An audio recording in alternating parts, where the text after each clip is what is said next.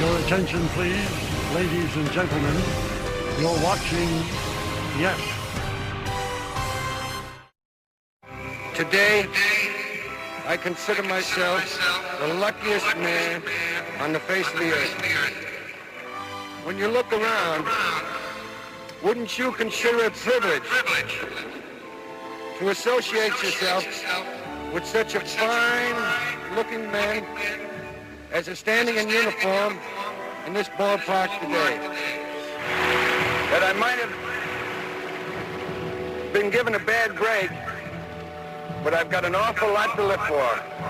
Thank you.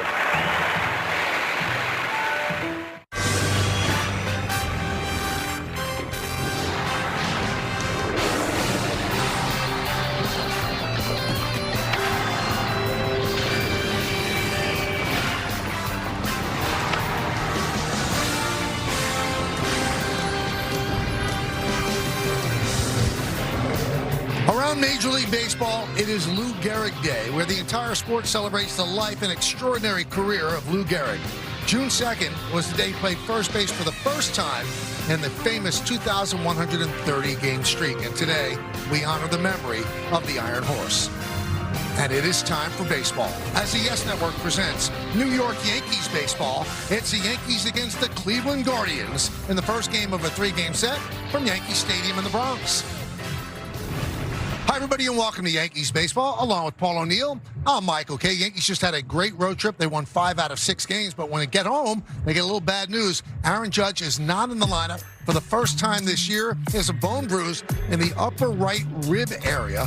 He's experiencing soreness for the last couple of weeks. Not in the starting lineup tonight. He's currently listed as day-to-day. We'll have more on Aaron Judge, but the move is a little bit better than what they thought it could be. He's run some tests, and they feel somewhat relieved. Meredith will have more in a moment with Aaron Boone. Now, playing first base for the Yankees, the guy who's going to have to step up. He's been great so far. He's the player of the week in the American League, and that's Ben Rice. He's more than a player of the week. He's been one of the players of the year for the New York Yankees. Offensively, changed a few things over the offseason. Now he just likes to hit the ball hard. 17 home runs on the year, leading the American League in RBIs. Ben Rice, obviously with a question mark with Aaron Judge right now, is going to be even a bigger part of the Yankees offense. Well, how do you win the player of the week? This is how. In 6 games, hitting .462, 7 extra base hits, 11 ribbies, the OPS 1.418. There is no getting around how important Aaron Judge is to this team. He's the captain of the team. He's the engine of the team as well. When we get back, Aaron Boone and Meredith Marakovitz have more on the captain.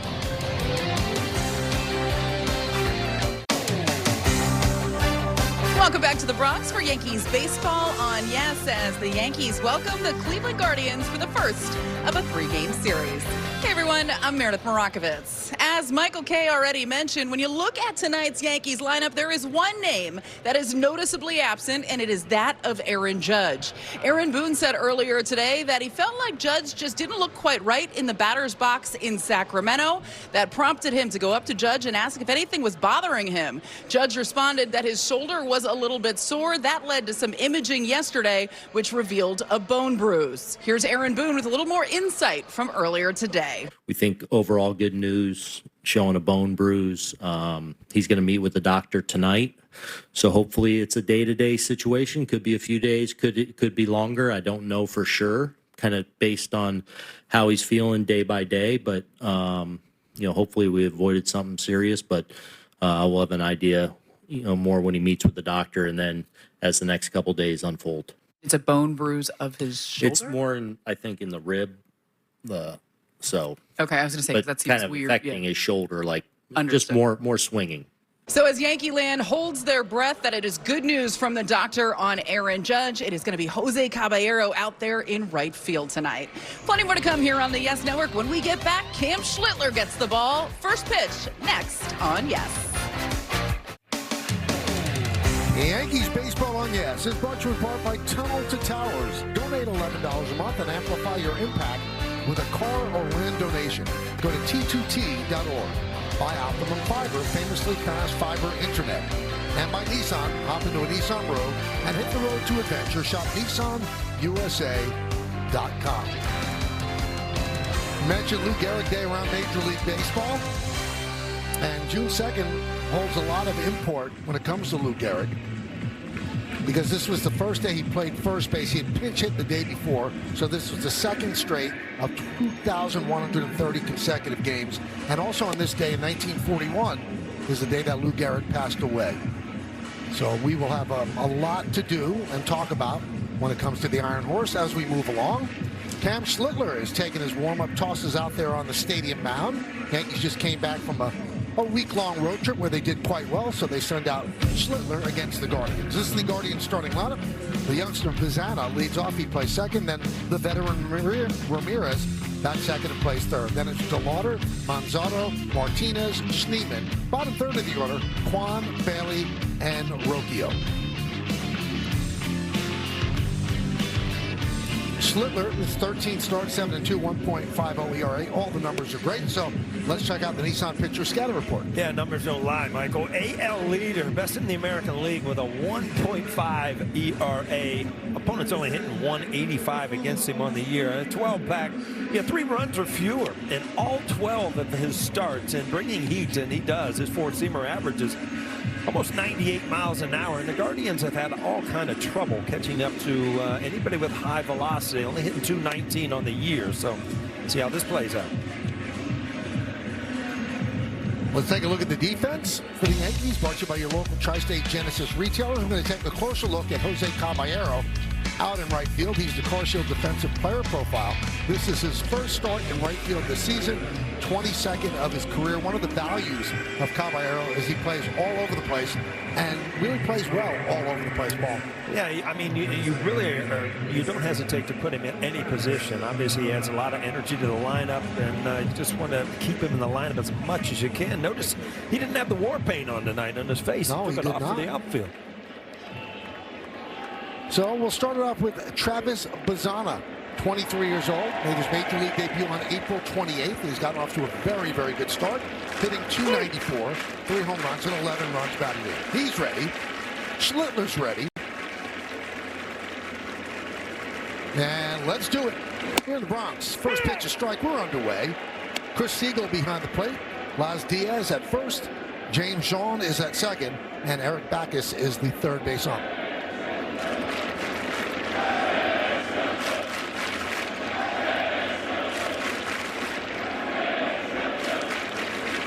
Swing and a miss. Let's find out about Chris Siegel. The umpire scouting report brought to you by your local Kia dealers. He's neutral. 51 calls have been challenged, 35 overturned. 13th big league season, calls fewer high strikes, more low strikes on lefty batters.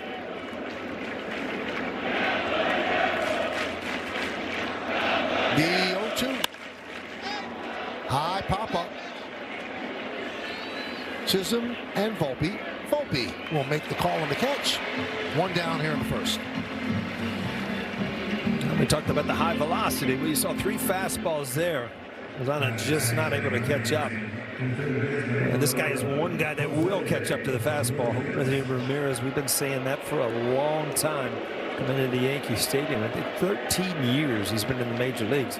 Uncharacteristic batting average of 228, a 738 OPS, only a little better than the league average. But against the Yankees, he's always hurting them. Grounded foul. 67 games against the Yanks, a .332 hitter, .394 on base percentage, 13 home runs, and 39 runs batted in. It's really weird. You can see him get off to a great start. You can see him get off to a bad start, which he kind of has this year. But by the end of the year, he's 30-30, right around 100 RBIs and 300 hitter. That one's deep center, reaching back and making the play is Grisham. He was coasting back there and had to pick it up at the last moment to retire Ramirez. Such a funny thing when you're an outfielder. You think you've got a beat on it, and all the ball it keeps carrying and carrying, and he doesn't like panic. You see a lot of outfielders at the end of a play kind of like panic and kind of jab at the baseball. Always smooth. Lee Grisham catches the ball. Here's Chase DeLauder.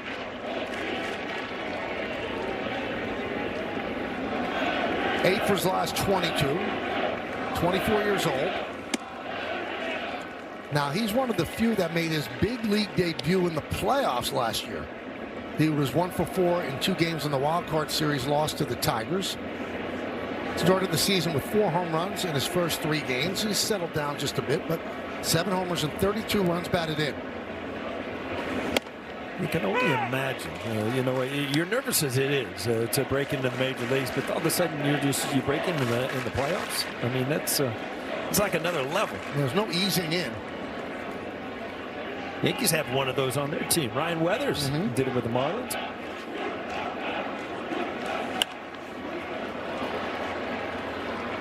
One and two. There's Stephen Vogt. He has won the Manager of the Year each of his first 2 seasons.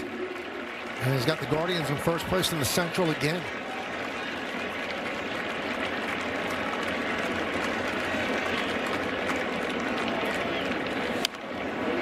Foul back.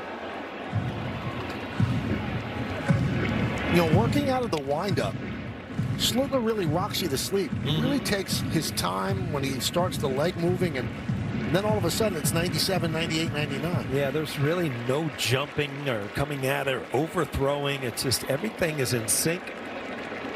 It's got that tall, long delivery. Mix in a curveball just to show that he has it.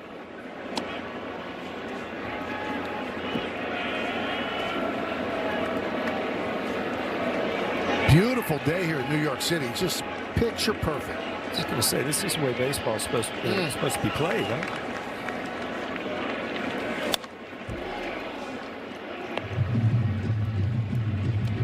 I think you sign up for this for the rest of the year. You don't need 95 degrees. No, we can hold that off, but we can also hold off the 45 and rain that we saw first month. You see the scouting report on Schlittler and I knew I'd do it, Michael. The Guardians are kind of tuning up for the fastball. I mean, you're going to get it. And another great play by Grisham. Another easy inning from Cam Schlittler. I'm not sure he knew he was going to get this, but he did. Yankees coming to the plate. Congratulations for Trent Grisham. A nice play for the final out of the top of the first inning. So Schlittler works a 1-2-3. High fives all around. Now the Yankees will send up their batting order in this order. Ben Rice at first base. Paul Goldschmidt, the DH, bats second. And you see what he's done against lefty pitching this year. Cody Bellinger in left. Now the middle third. Cleaning up is the third baseman, Ahmed Rosario. Trent Grisham in center. Anthony Volpe will play shortstop at bat 6. At the bottom third, Jazz Chisholm Jr. coming off his Tonight Show appearance. He'll bat 7. Batting 8th playing right field, Jose Caballero. And Austin Wells will catch and he'll bat 9th. And Joey Cantillo is going to make the start, the left-hander. 13th start, 4-2, 3.57. A lot of walks there in 58 innings, but let's check out the Nissan Pitchers scouting report. He's got a good changeup. Hitter's only hitting 162, but the Yankees' only problem is hit changeups very well. Reverse splits. Over his career, lefties hit higher than the righties, and you mentioned it, Michael. Trouble with walks. Second highest walk rate in the American League. You go into that reverse splits, Paul, against righty batters, they hit 217 against them. Left-handed batters at 261.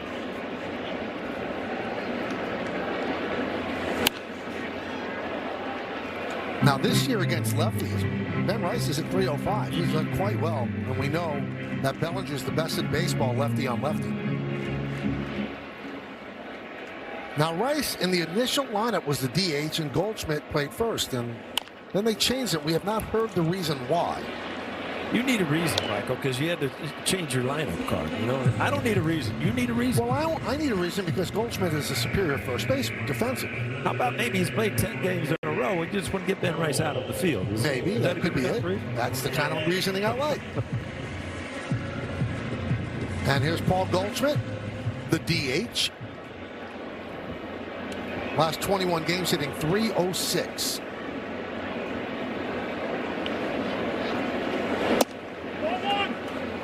1-0. If you look at Goldschmidt, this year, last year, kind of obviously in the twilight of his career, a Hall of Fame career probably, but he's been such a good pickup for the Yankees. He plays great defense. He owns left-handed hitters. Such a presence in the locker room with the younger players.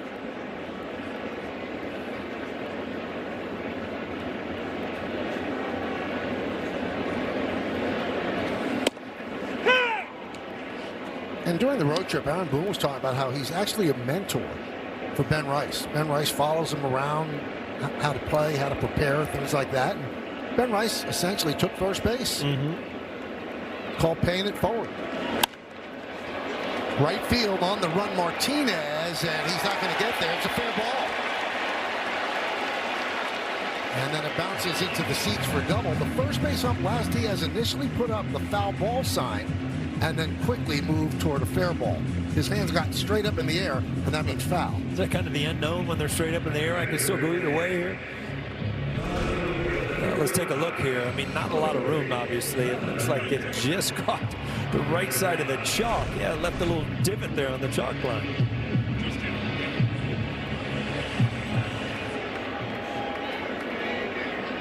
Yankees have the best run differential in the first inning of any team in baseball, so have an opportunity to score right here. Big cut there by Bellinger. You know, he missed that, but that was an impressive swing on a curveball first pitch. That means, you know, he really almost doubled and really took a big swing, meaning he really picked up the ball well. And, you know, the first time you see a curveball from a lefty, it's pretty impressive.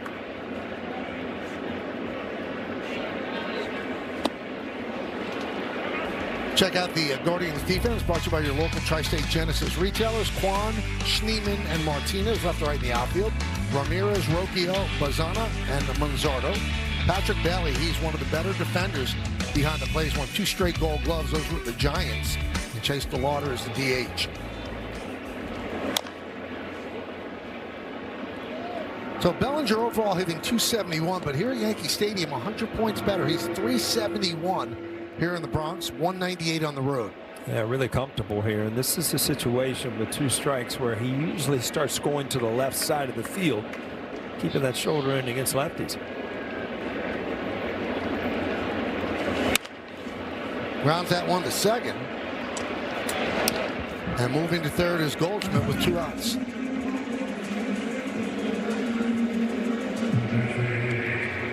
That brings up Ahmed Rosario, left the Yankees in the series against the Athletics on paternity leave, and he and a significant other gave birth to their first child, Ava. So congratulations to the Rosarios.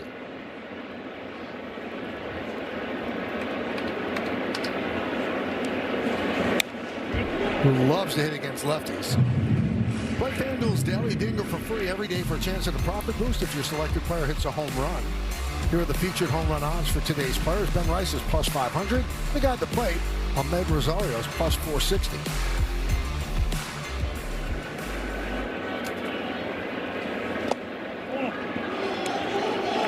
Bailey didn't know where that was, finally located it.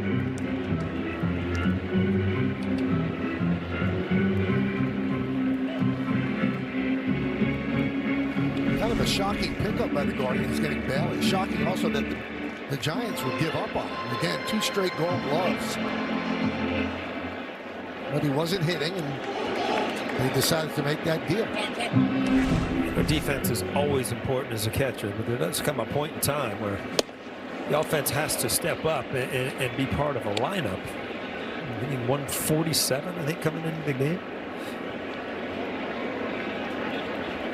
And their backup catcher, Austin Hedges, also doesn't hit. Great defender. Ground ball, shortstop, Rocchio. And that'll do it. So the double by Goldschmidt is wasted. Yankee strand 1 will go to the second.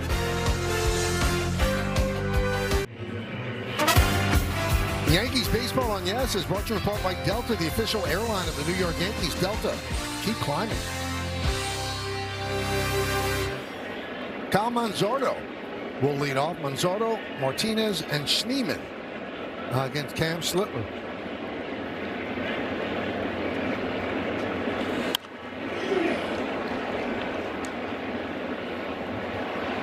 Well, you see that batter's box on the as a right-handed hitter. You're not going to see the Guardians messing that up now. Did you see the lineup? All left-handers and switch hitters. So against Slither, you have 9 consecutive lefties going to the plate. Now, David Cohn has told us that sometimes plays in the pitcher's favor because you can concentrate on just that one side, and if you throw a couple of righties in there, it does discombobulate him a little bit. Yeah, I mean, it's the same thing as, a pitcher just mowing through and all of a sudden they go to the stretch. It's just a little bit different facing righties and lefties. And you saw that stat. They have the platoon advantage 78.2% of the time, more than any team in baseball. And that's what a manager wants. He can play with his, the toys. Got a lot in the toolbox.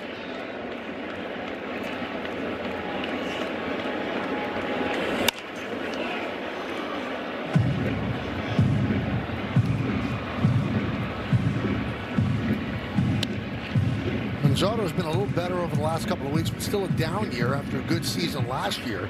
And he had 27 homers and a 768 OPS. He's at 220 right now.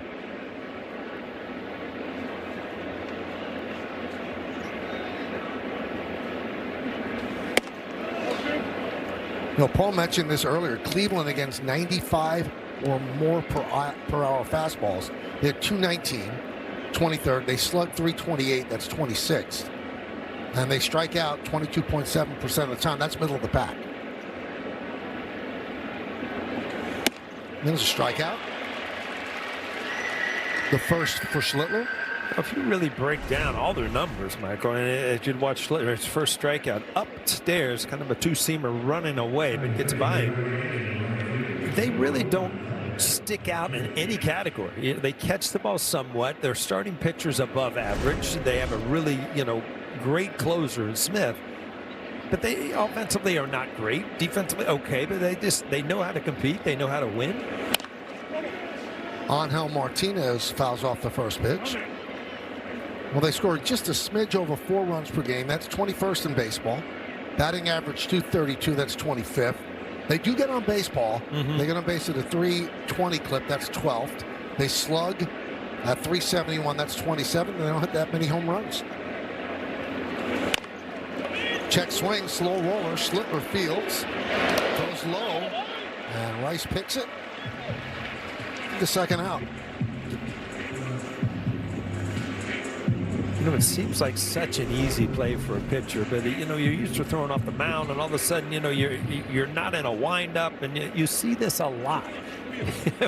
Throwing the ball to first base. Remember CC Sabathia hated to throw the ball to first base, and didn't like getting bunted on. Yeah.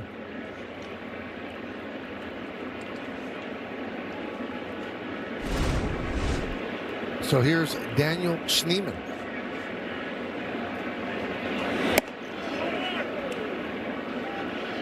Schneemann backs up at shortstop, second base, third base, and center field. And he still gets to start about 70% of the time. Yeah, that's just not a utility guy, Michael. It's like a super utility. When you go outfield, infield, anywhere, it's really what has happened to the game when you want bench players. But it's not as easy to just go out and play anywhere on a major league field. Now, last season, he was a finalist for the American League Gold Glove at the utility position, but that went to Mauricio Dubon.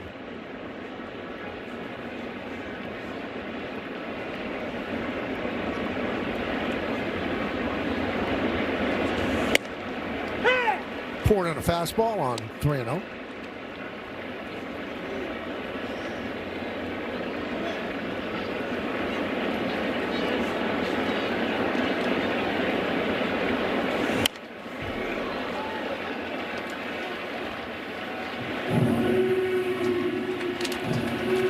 So the count full. Schlittler, a lot of pride in being a power pitcher that doesn't walk people.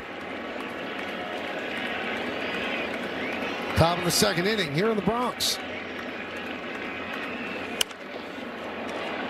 So 3-0 to 3-2 to a pop-up and a pop-out to Volpe. 6 up, 6 down against Schlittler. Will go to the bottom of the second at the stadium.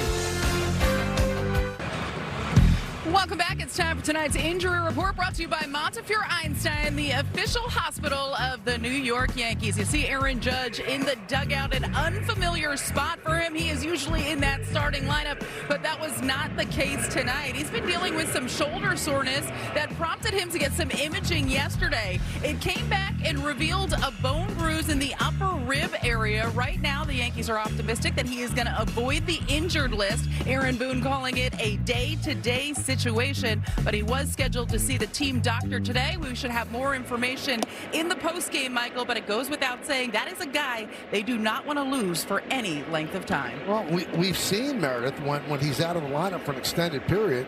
It's a big step back. Remember when he had the injury in Dodger Stadium, kind of derailed the entire season. But the Yankees, when you talk to them today, I think they felt a little relief, Paul. Yeah. They think they did dodge one here. Well, you got to realize when Aaron Judge hits the ground, that's not a normal guy hitting the ground. I mean, he's 6'7", 280-some pounds. I mean, that's a lot of force.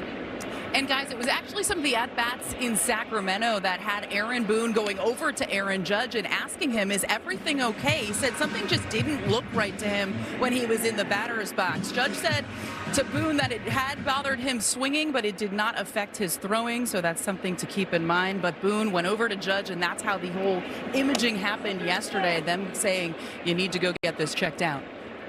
And it didn't affect his throwing at all because he made a magnificent throw in Kansas City to nail a runner at home plate. So it just bothered him when he was swinging. 3-1 on Grisham.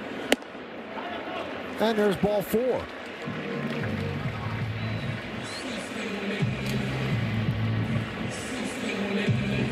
And that brings up Anthony Volpe.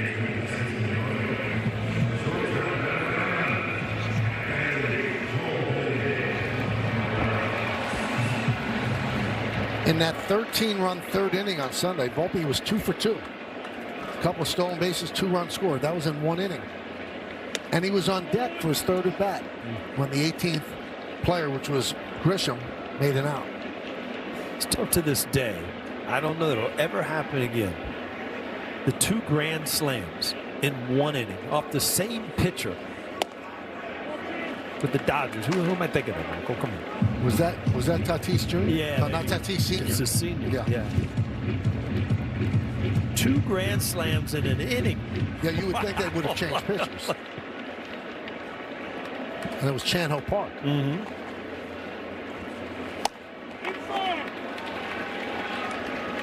3-0 on Volpe. Volpe had been walking, taking his walks, on base percentage in a good spot.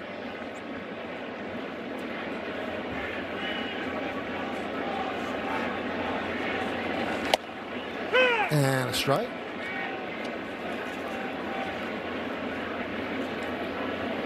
Cantillo coming off a bad start against Washington, 2 innings, 4 runs. But the ERA is still pretty good, 3.57. Popped up, shallow center. Schneemann on the run, coming in. He's there to make the play. Went over the league and their numbers, and it's Yankees and Indians tied for stolen bases with 55. So it's they do run.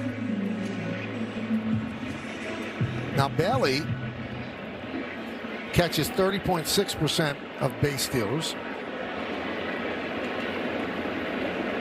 and the major league average is 24.8%.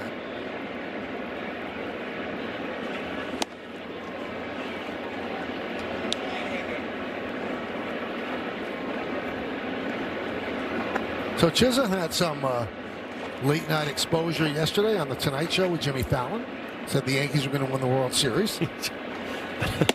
Well, you know what? When you get on national TV and then you say something like that, it doesn't go away. You know. He had a nice fit. Wow. I like the little lunchbox, which is not really a lunchbox. Yankees branded, though, Michael. I spoke with him about that appearance earlier today, and he was so excited to tell me about it, saying the Tonight Show actually reached out to him, and he couldn't believe it. Of course he was going to do it. He said it was a great time, and I don't know if you heard it. He actually told a story about meeting Michael Jordan when he was a little kid. His stepdad was helping out with the Michael Jordan softball tournament or camp in the Bahamas, and Jazz was kind of somewhere where he maybe wasn't supposed to be, and he went up to Jordan and asked him for an autograph, and Michael said to him, why don't you be somebody when you grow up whose autograph I want? And Jazz said from that moment on, he wanted to be a Jordan brand athlete because he knew when he signed that contract, he'd finally have his autograph. And he's been wearing Jordan ever since he got to the big leagues. Has not yet met Michael Jordan, though. But he met him in the Bahamas. He hasn't met him since. Well, not since, Right. yes. He hasn't been able to tell him that he made good on be somebody whose autograph I want. Well, you know what? Michael watches every game on Yes, so he Oh, now is that knows. right? Yeah, big Yes fan. He's got the Jordan, Jordans on. After golf, straight home on the couch. Yes. Absolutely. And some NASCAR. We just really got trumped on that story, Michael. That Meredith did her homework down there. Strike three. Chisholm down looking. Well, a lot of curveballs to lefties, and every once in a while you get that in the back of your mind, and you just watch a four-seam fastball go right down the middle. You can't pull the trigger.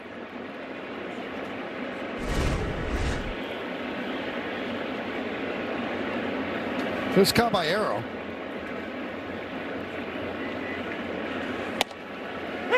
Well, here's the difference, Paul. Like where we are in our lives.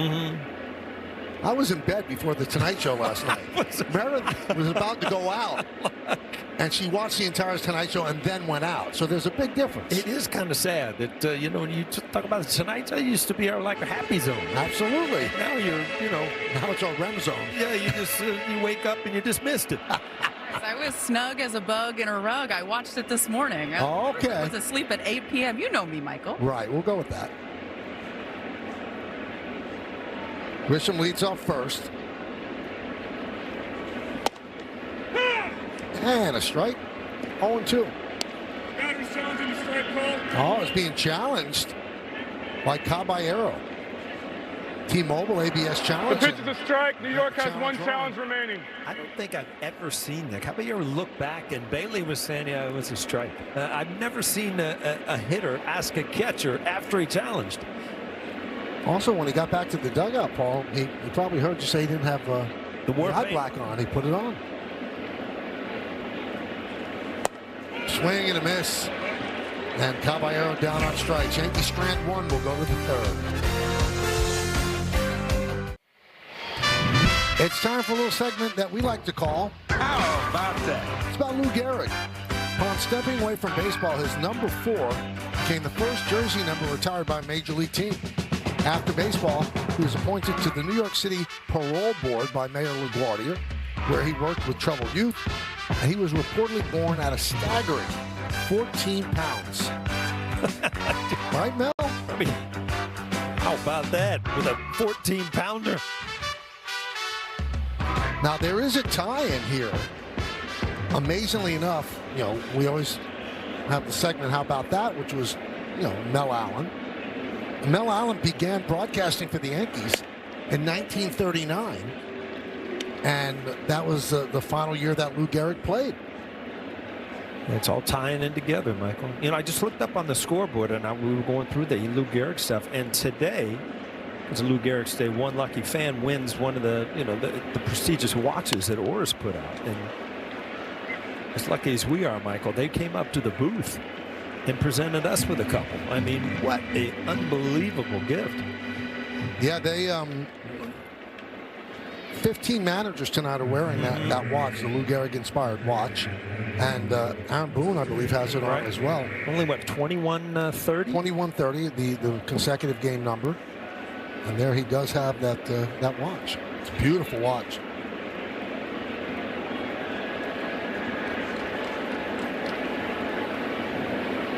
So here's Patrick Bailey. The incredible thing about the Mel Allen and Lou Gehrig connection, I only read this a couple of months ago, that when Lou Gehrig took himself out of the lineup, the Yankees were in Detroit. And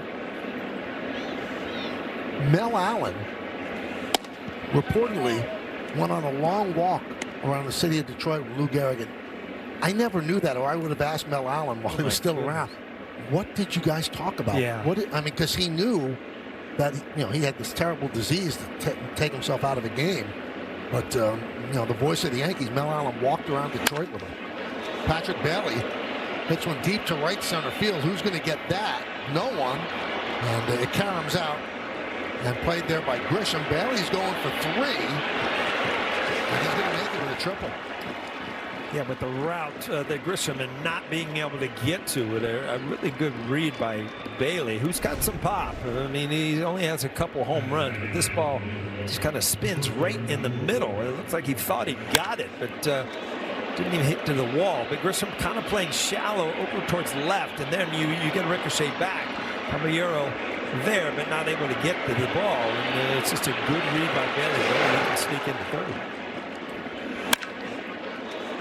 I think he thought he got it. But he ran, and he got himself a triple. The Yankees bring the infield in for Rocchio. Runner at third with 1 out. And a strike. Rocchio has been one of the hottest hitters on the team of late. Last 14 games hitting .372. And he's 9th in the American League in batting average at .293. So tough out, batting 9th.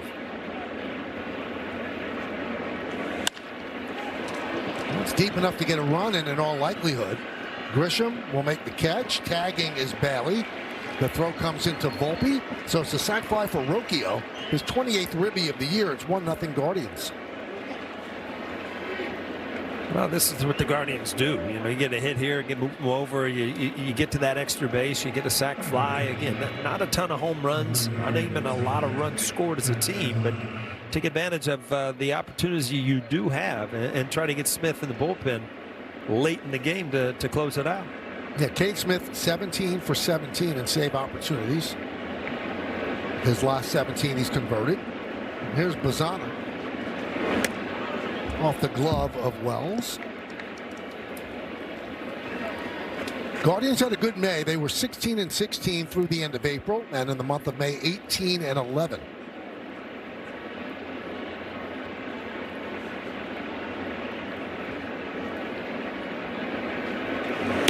But they finished May with a little stumble. They had a homestand against the Nationals and the Red Sox. They went 2-4 in that homestand. Yeah, they've got a couple young guys. Bazzana being one of them, only 23 years old. He was a #1 pick of all of the draft last year. He's from Australia. Getting called up at the end of April this year, and you know, it's done well.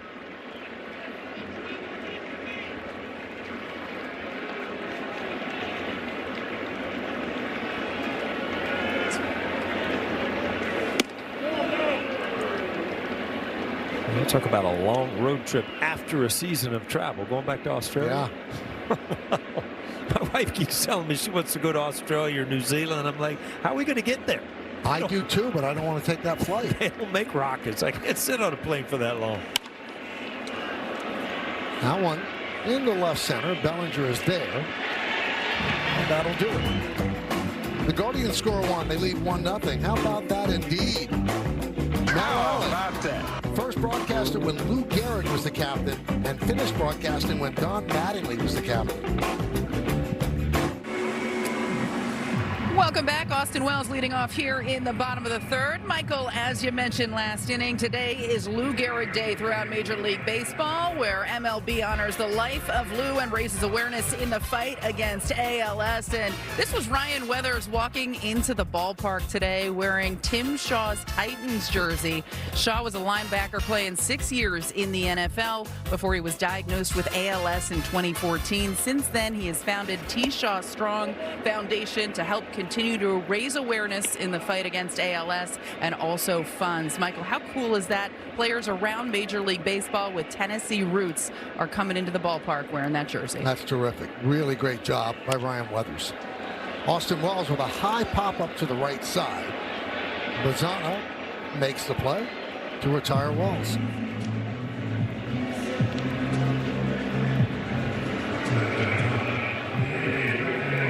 So 1 down, back to the top of the order, and Ben Rice, he grounded to second to start the first inning. See all the players wearing the number 4. Lou Gehrig's number we mentioned earlier, the first number retired in Major League Baseball. I've already had 2 of those moments. You know the old question, you know, who would you want to go to lunch with over the course of history? Well, at the beginning of our broadcast, there was a picture of Babe Ruth and Lou Gehrig. That'd probably be the table for a lot of people that are big baseball fans. And then That'd be an interesting lunch. The walk with Mel Allen. Yeah. And I mean, come on, just to walk along and listen to that, huh?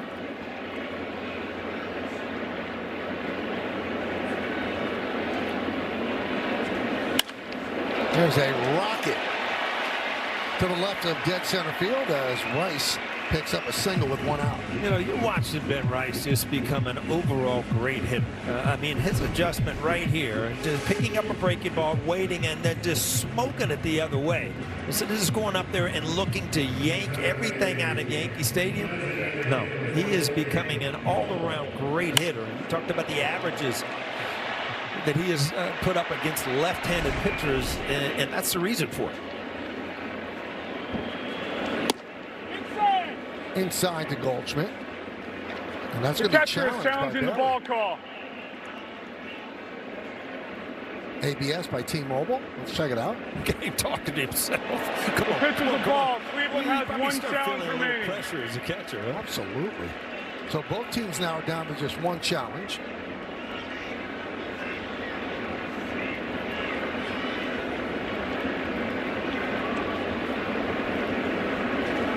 Paul, I don't think that teams around baseball and players have really grasped the template yet on when to challenge.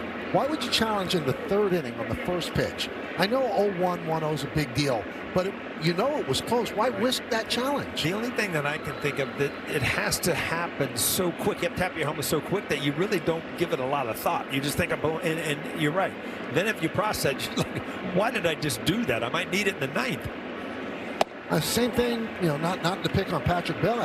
I couldn't believe when Caballero challenged in the second inning. Those challenges are valuable. That's why they're there for a game-changing call. But if you run out of challenges, there's no change in that call.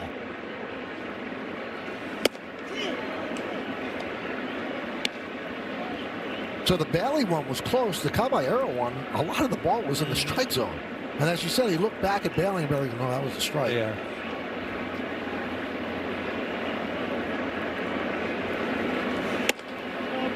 Three and two on Goldschmidt, who doubled in the first inning.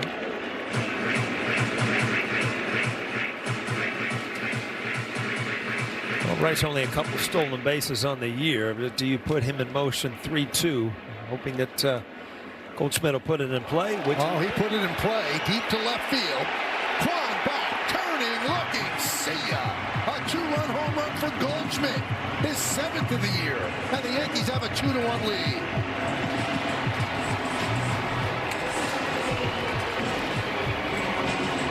Well, Paul Goldschmidt, you went over the last couple of weeks, and he has consistently just wailed on left-handed pitching. Another one right here. Seventh home run of the year. Get the Yankees a 2-1 lead.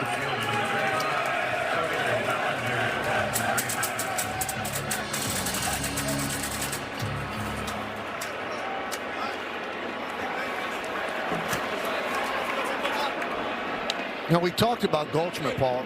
He was insurance for Stanton going down, because when Stanton was playing, Goldschmidt was getting no daylight at all. But they've cashed that insurance policy now. He's been very important. And the thing was, when he was getting no playing time, did you hear a word from him? You didn't talk in the paper. I need it back. You didn't hear any of that. He understands a different role than he's had most of his career. And right now, you know, again, with the question mark with Aaron Judge, I mean, his offense is huge. 1-2 on Bellinger.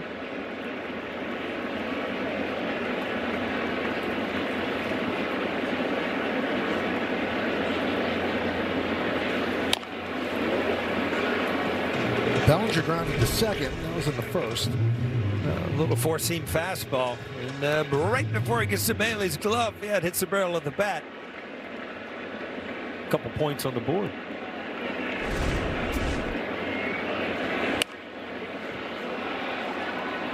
Still 1-2.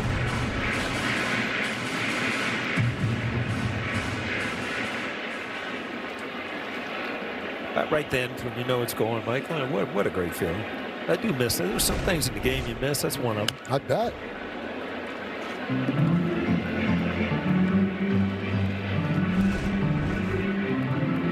And there's your favorite shot. my shot. Look at the folks. Yankees don't come as a social event here. They want to see the team win.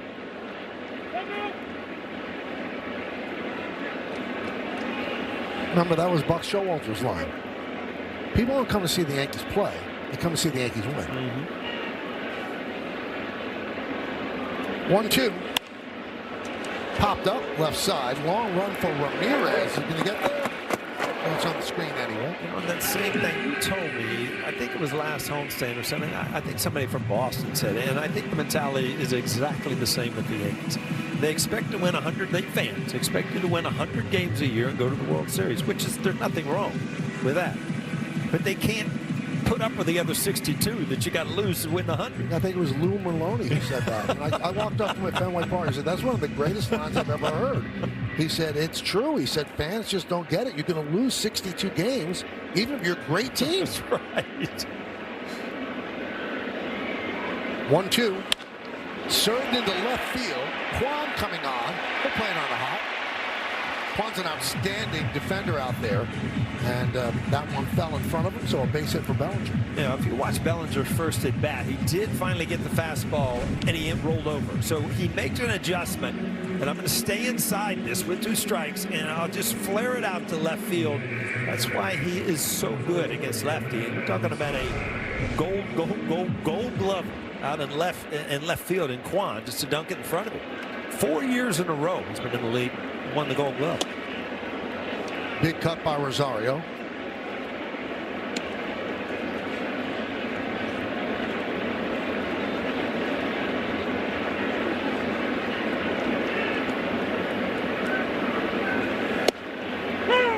Quickly 0-2.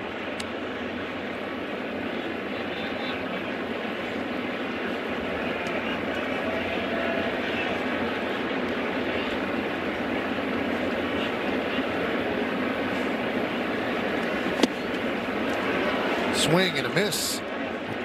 Rosario down on strikes. Well, we saw this a little earlier. Meredith, what does this mean about Giancarlo Stanton? Does that mean he's getting close? He's getting closer. He started his running program, but Michael, it will be a progression. He's been doing stuff the last 4 or 5 days, starting to ramp it up a little bit. When I asked Aaron Boone when we can expect him back, he said it still could be a couple of weeks, plural. So time will tell how long it is, but the fact that he started this running program certainly a step in the right direction for Giancarlo Stanton. I saw him in the batting cage, and I said, "How you?" He said, "I feel really good." And I looked down. I said, "With those calves, you can hurt them. I mean, they're huge." I said, "Look at mine. Look like these little deer legs." He said, "Maybe I need those." Strike one goes. The throw goes into center field. Stolen base for Bellinger, but he'll stay right there. Bellinger looked like he might have banged himself up here. It looks like, he didn't quite make contact with the base, which keeps that knee in the dirt a little bit longer. You don't pop up.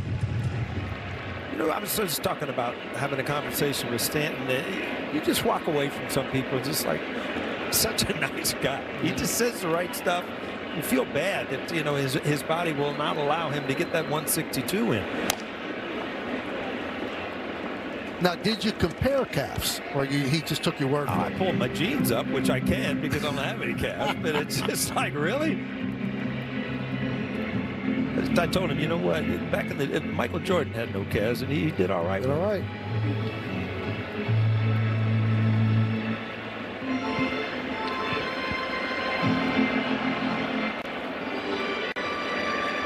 One, 2 on Grisham.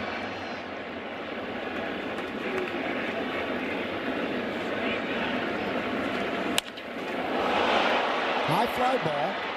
Schneemann will put it away, and that'll do it.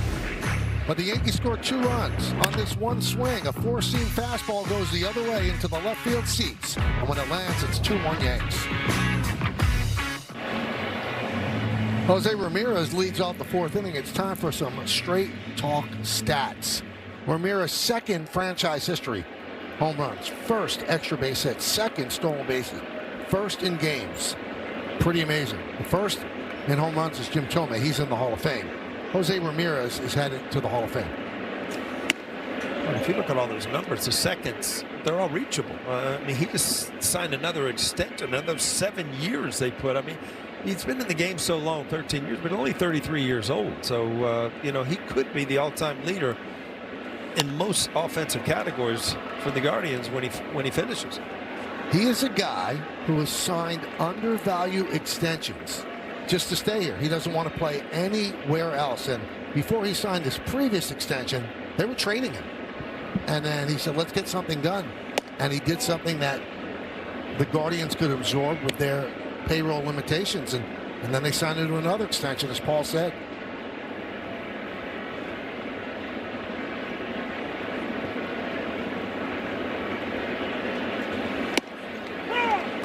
Two and two. So in January, he and the team scrapped the remaining 3 years in his contract and agreed to another extension. This one, 7 years, $175 million, taking him through his age 39 season.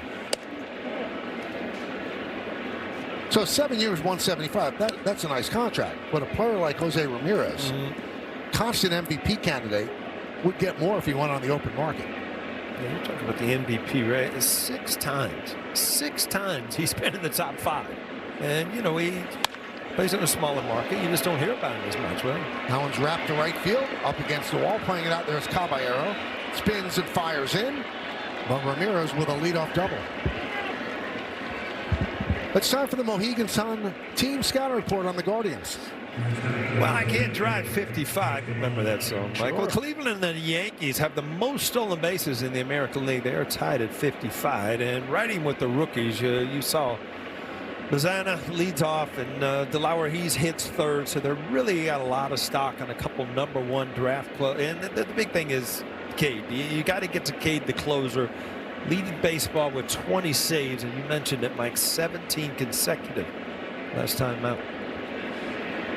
Here's Chase DeLauder. Now, I've got some bad news for you. Bad. Somebody chasing you. On the road trip, 6 games, every single pitcher scout report, every single one of the items, Cone went with a song. Coney's rocking the music. Yeah. Now, I feel, like I got to give people a break because they might not be music fans. Coney's all in. Yeah, he's all in. We're meeting on the mound. Michael, did he steal it from me? I just asked. I would hate to promote any unrest with the people in the booth. Up in the booth? No, I don't like that. I like it, though. I do like it. Gives me a good break from Mahjong. That's the new thing. I've played it like 4 times, and I feel You're playing Mahjong now? Yeah, of course I am. I had a lot You of and time. Larry David. I had a lot of time on my hands. Wow. You know what? It's not coming easy.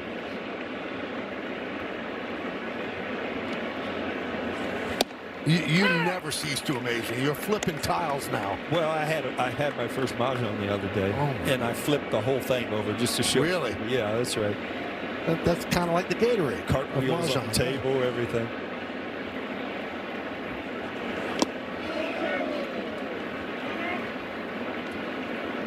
I feel like I lost an old friend down there. I did Aaron Merritt and I talked, before the game, down on the bench, where I used to hang out. Yeah. There's no Gatorade cooler there. It's just a little can of Gatorade that I brought by myself. That was it.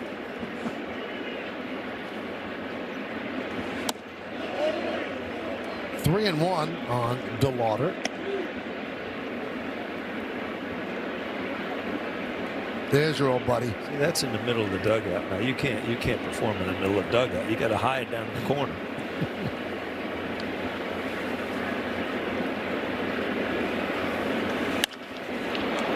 High fly ball left center. Tagging is Ramirez. Making the catch is Grisham. Here comes Ramirez. And the throw is cut off by Volpe. Ramirez leads the American League with 20 stolen bases, so he's got some speed, and he's a smart base runner. He runs well, and these are the chances that the Guardians have to take. Got to get yourself in, a position where you can score an easier run. Grisham does everything he can. He stays back on the ball, puts himself in a good position to throw. Ramirez, you're right, just has good wheels. Yankees bring the infield in for Manzardo.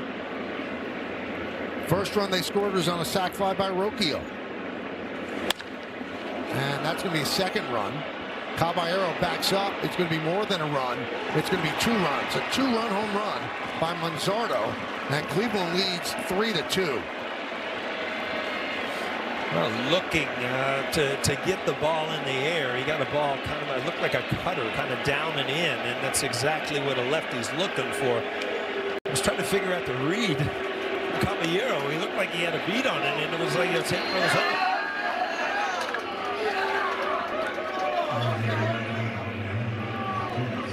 Well, that's a new one. Yeah. What are we sporting there?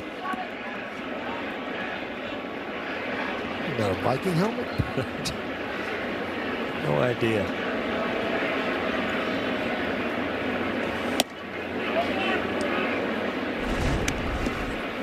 Yeah, you see the hand around, which causes a little cut on the bay, and really just did not get down and in enough.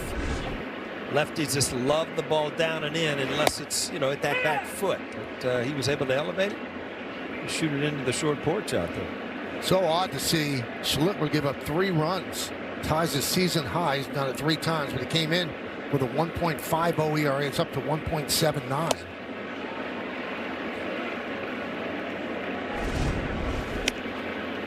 You see, lefties just love to kind of drop the barrel, especially here in Yankee Stadium, and you really don't have to club it too much.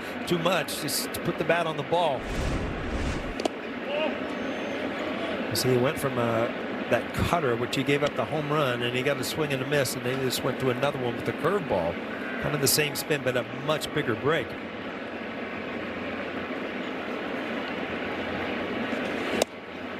Strike 3. Martinez down looking.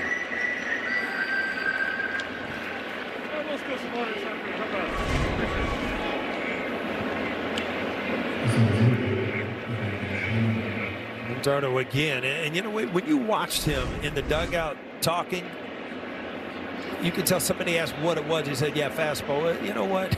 You're lucky it happened so quick, because it was a cutter. It is a fastball, but it does not have 4-seam spin. 0-1 on Schneemann.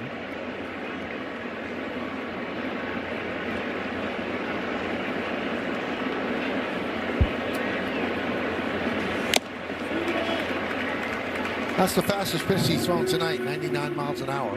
He only has 2 strikeouts, 2 outs into the 4th. Yeah, you can tell the Guardians, they're really geared up for the fastball. They're all kind of cheating, getting going. You're seeing a lot of foul balls.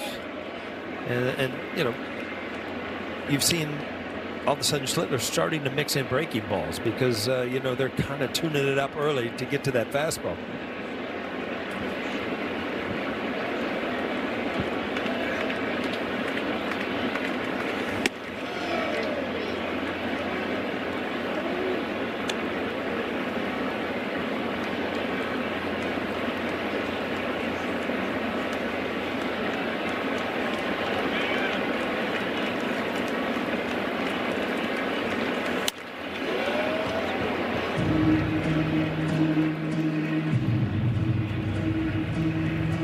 Find out what the celebratory helmet was, Paul. It's a night helmet.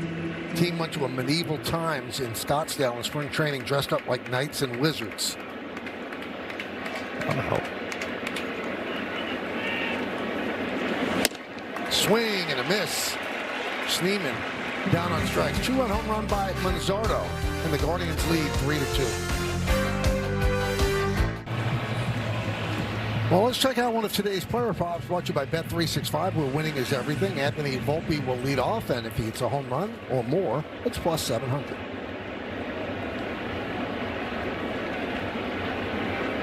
Volpe, Chisholm, and Caballero against Cantillo.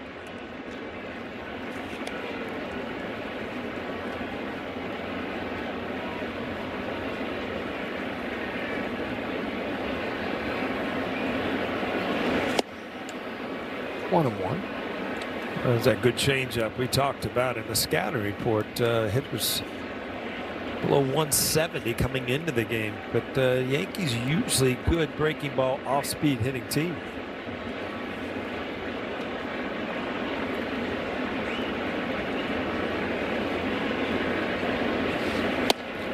Now, Cantillo is from Honolulu.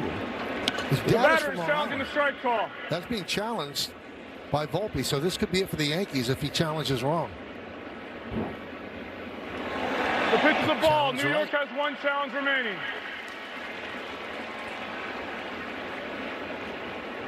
Close one to challenge. Half an inch right there, you know, and as a player, you could swear it's a foot when you know the strike zone. 3-1.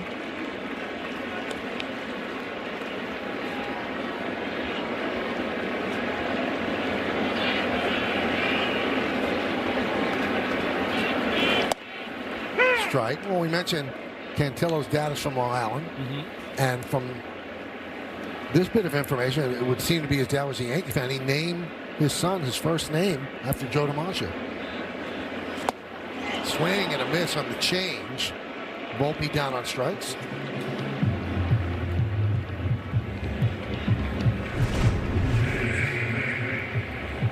Just good movement and good arm speed. It gets hitters way out in front, still holding that grip after he lets go of the ball. If you watched it, really takes a lot of speed off of it.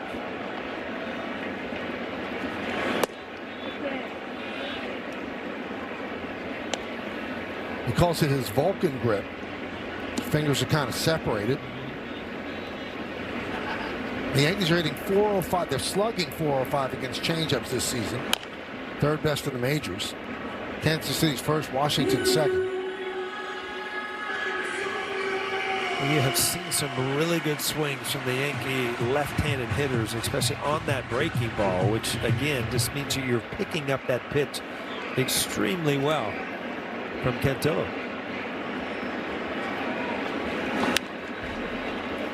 One and two on Chisholm.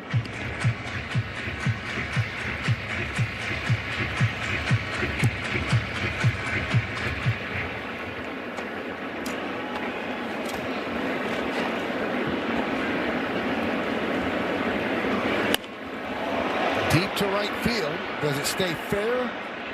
No. Looks way foul.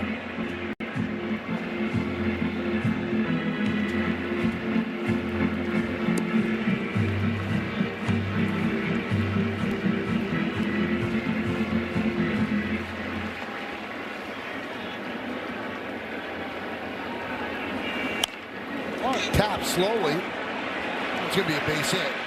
Ramirez has to eat it. Infield single for Chisholm. The left side's a good thing. When you've got speed against a lefty, just put it in play. You never know. Off the end of the bat, Ramirez knows he has no opportunity to throw out Jazz.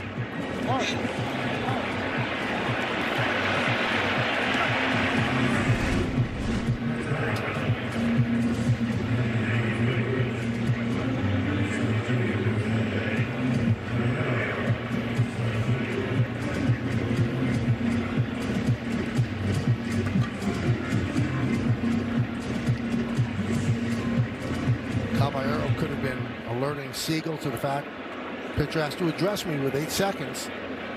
He won't even look up until it's about 8 seconds. Now he looks up, 8 seconds. And a strike. Chisholm has 14 stolen bases.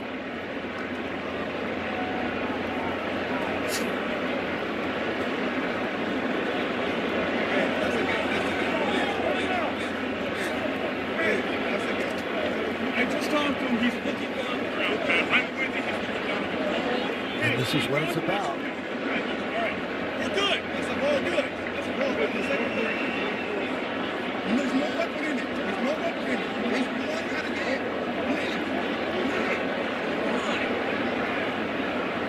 Caballero said it's one a game, so Siegel is going to talk with the other umpires.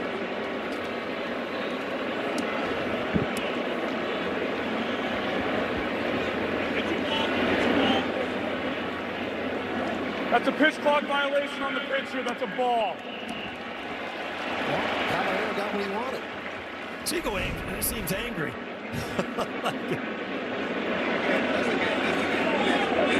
See, he didn't look at him at the 8-second mark. Caballero's trying to geek the pitcher into doing that.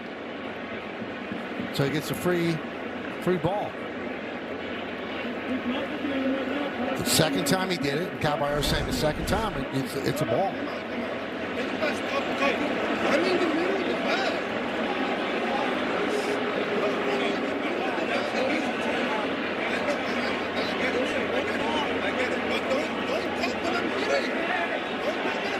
See what you said enough.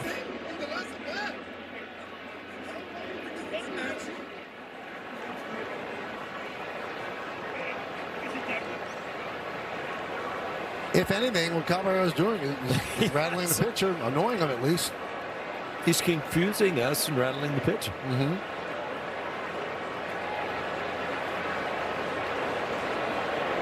Caballero's being very respectful the way he's saying it. It's like when you get a bad order at a restaurant. They're just. But I said plain. I said plain.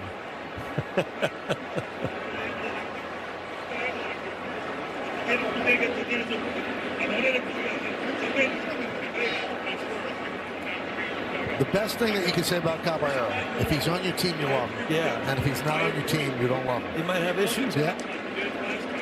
Yankees didn't like him that much when he was on Tampa Bay. But he seems like a great teammate. Walks across the field, he's terrific.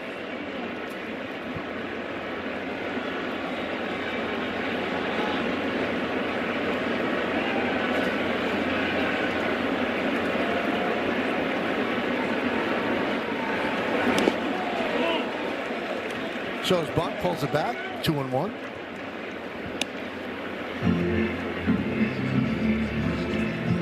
No, we said this on the road trip. He must have a timer in his head because when he gets into the box, he looks down. And he doesn't look up until his 8 seconds. So he must get in at about 12 and then counts to 4 and looks up. So he sees the clock, then looks down. 12, 11, 10. And he looks up at 8. Got a pre-shot routine, doesn't he? Yep. Pretty much the same. 2-2.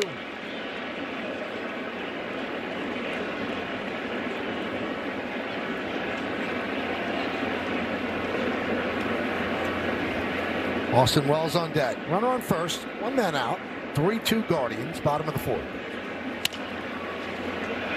Grounded foul.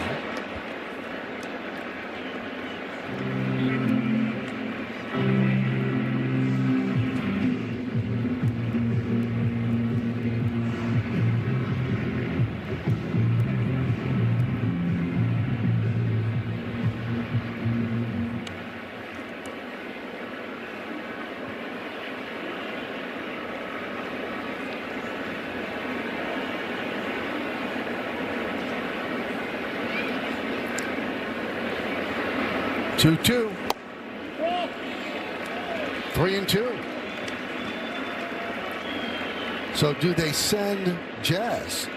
3-2, 1 out. Jazz is on his own. Sometimes a manager will force you to go by giving him the steal sign, but he's on his own anytime he wants to run with his speed. There's now run, and there's ball 4. So an eventful at bat for Caballero, but he got a free ball in there, and that works out to 4. He gets a free base.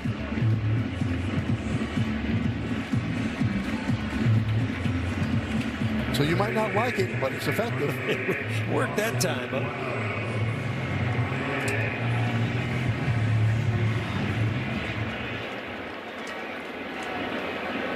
So here's Austin Wells, first and second.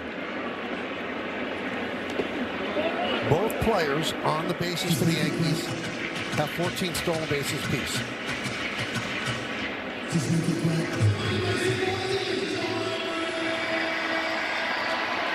You could almost say with all those theatrics that Caballero stole first there. Nice. I wonder how he's going to run the base. It took him a long time to put on all his armor over there. Center field. Schneemann back, still back on the track, makes the play. Tagging and moving to third is Chisholm. Heading back to first is Caballero. That ball hit hard. Schneemann gets a good jump, and it keeps carrying. It didn't catch it until he got to the base of the wall.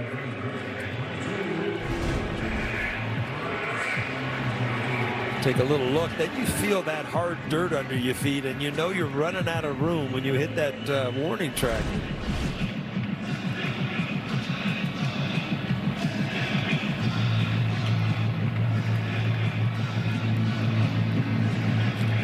Let's check out the leaders brought to you by your local Tri-State Buick dealers.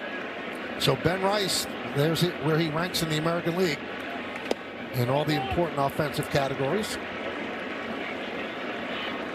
Got off to a great start. Singled and scored in the third, hitting .308. Yandy Diaz is leading the American League with a .314 batting average.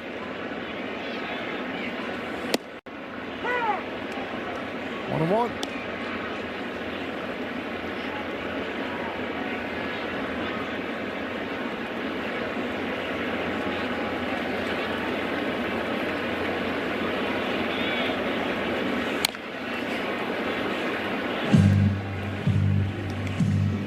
You know, through May, you look at the Yankees. They have the 5th best record in baseball. They score 5.17 runs per game. That's 4th. 15th in average, 6th in on-base percentage, 2nd behind the Dodgers in slugging, and 1st in home runs. Spoiled that one and fouled it off. So offensively, they've done quite well, and we all know how great the starting pitching's been.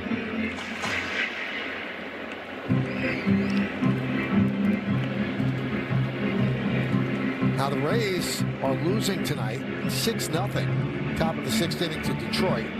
So it's just 2 games separate them in the loss column. The Rays have lost 6 of their last 8, while the Yankees just went on that road trip and won 5 of 6.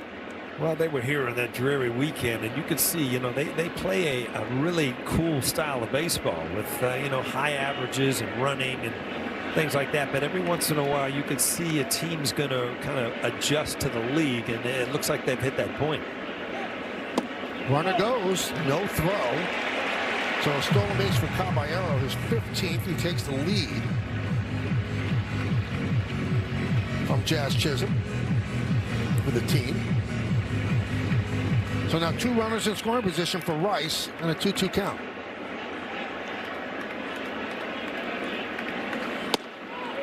Just missed.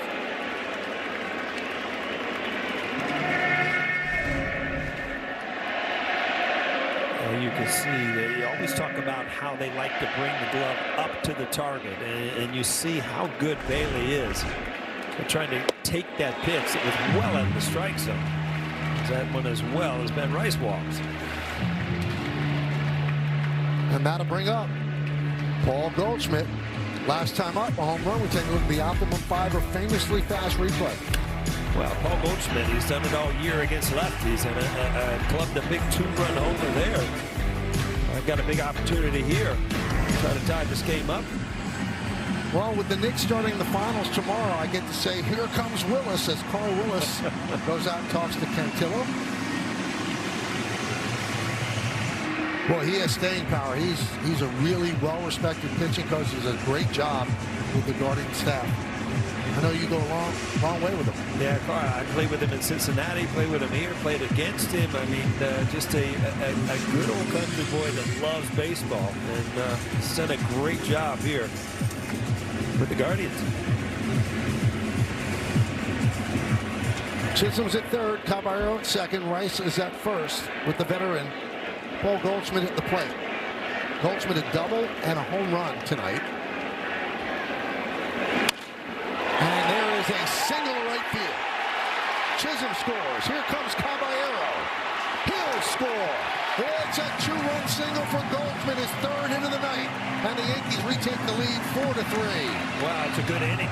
You know, you get things going, you get Goldschmidt an opportunity, a total different approach here. And went home run left field last time, kind of fought this one off and used right field here. Even on a breaking ball, he stays inside, just laces it to right field.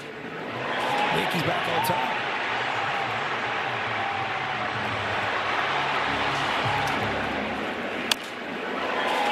Caballero with good wheels, and you saw out in center field, Schneemann didn't even really take a throw. He's just trying to throw it as quick as he can to get the ball on the way. Guardians not out of it here with Cody Bellinger. Kind of inside outs this ball. A breaking ball just looking to go the other way. 1-0. And a strike. So 4 RBIs on the night by Goldschmidt. He's driven in every Yankee run. Yankees lead 4-3.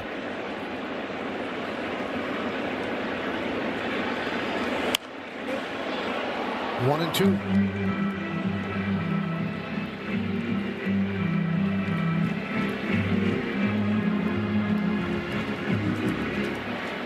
That's a career high in pinstripes. And we're only in the 4th inning. That 3rd inning, I was reading about in Sacramento against the A's. It was 43 minutes, right, when they scored all those runs. Soft ground ball, first base. Manzardo will step on the bag. That'll do it.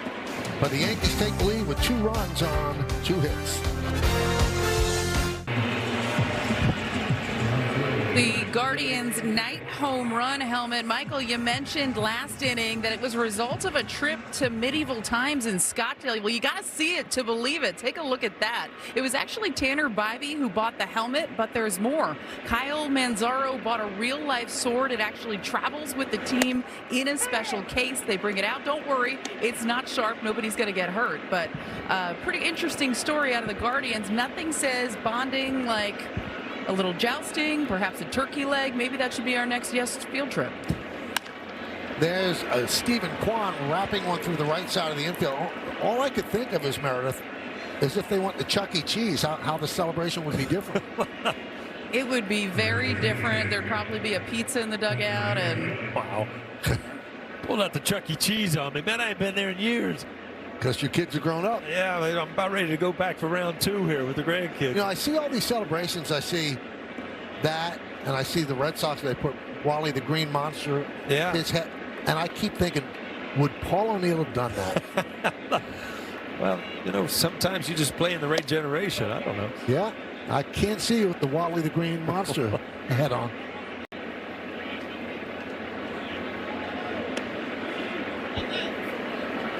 You know me far too well. You know, we've been together for a long time here. I don't think we're breaking up either, man. It's been almost 40 years now. Let's keep it going.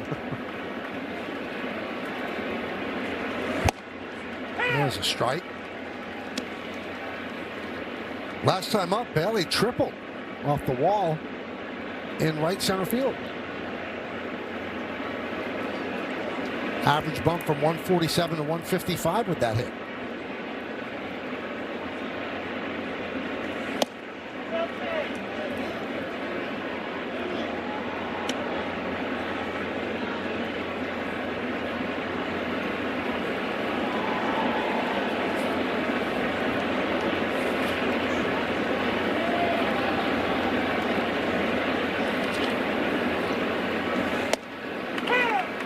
A lot of GMs don't like to trade for catchers in the middle of the season because it's hard to learn the staff on the run.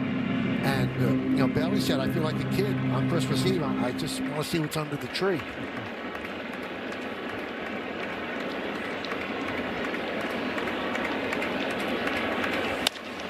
Hit sharply and off of Rosario, kicks away. And that's going to allow Bailey to reach. That was a double play right there, fielded cleanly. Yeah, no doubt about it. It was kind of sliced from a lefty, which kind of gives it a little side spin, but just not gloved by Rosario. Hit hard, but again, an easy double play if he gloves this. You start flinching and reaching, you just don't pick it up. And you see the glove come way back, kind of under the vision of where your eyes are as a fielder. You want to keep that glove out in front of you a little bit.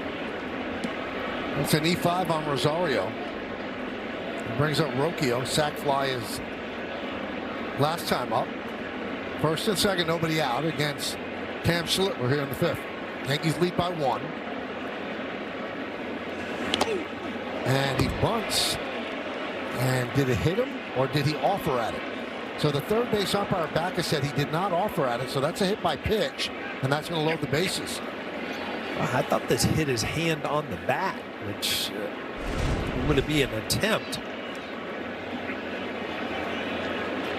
Oh, he was bringing the bat back, yeah, and it did hit the hand. So, yeah, I didn't see the bat come back in live action, but definitely did.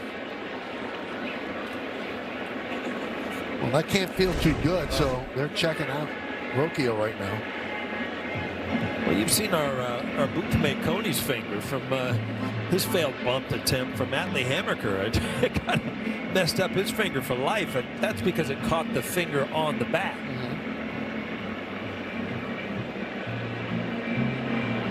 Well, Sandy Alomar looks like he could still play, huh? He looks good. Still can't remember. I still can't believe he hit that ball over my head off of Mariano. That's just not right. I just look at him. I'm like, that's not right. So Brent Hendrick is going to start warming. Looks like Rocchio's going to stay in the game. Conference on the mound with Matt Blake and Cam Slipper. It has not been his sharpest outing so far. No, you're seeing a lot of fastballs fouled off. His curveball, he tried to mix in the mitch, but yeah, it looks like the life on his fastball. He missed with the one cutter that ended up being a big home run. I agree with you. It hasn't been his sharpest outing, but still, you know, he's only given up 3 runs to this point, and he could have 2 outs if that double play was made. So bases loaded, nobody out, and here's the leadoff batter, Travis Bazzana. Yankees play back for the double play. They're in at the corners. Bazzana's 0 for 2, popped to short, fly ball to left.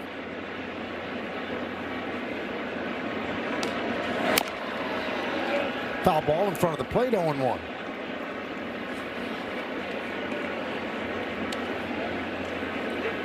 Yankees have not seen the Guardians since last June, so they got those 2 series out of the way in a hurry. Guardians fell behind by as much as 15.5 games and made an incredible run to win the Central, take the Central from the Detroit Tigers. And the weirdest thing, they end up playing into the playoffs first round, right? Losing. Yep. The 0-1. Fly ball. Center field. That's going to tie the game. Grisham will make the catch. Tagging is Kwan. He'll score. The throw comes into Volpe. So a sac fly for Bazzana, and it's 4-4. Boy, the Guardians have been really good with situational hitting in a game off of Schlittler. Every time they've had a guy on for a third base with less than 2 outs, you've had fly balls or a home run.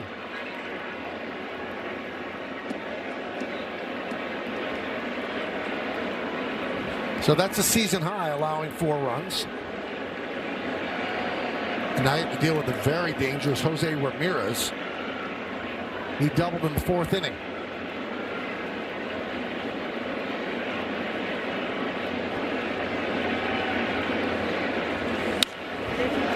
Bat goes one way, ball goes another. Bat goes into the stands, over the screen too. Hopefully everybody's okay.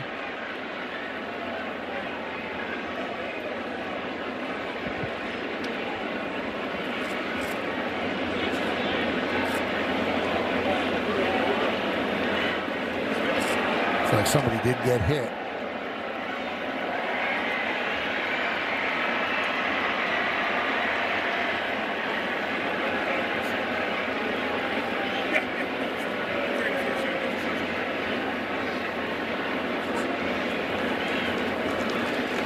There was a woman who got hit. She's on her feet now. She was crouched in a chair, but she stood up. I think they got her on the side of the head.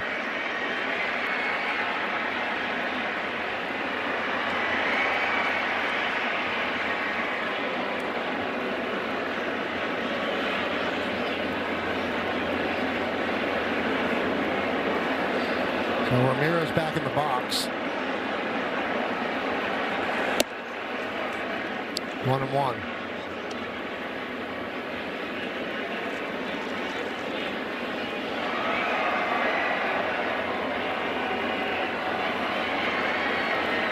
First and second, 1 man out. 4-4 game.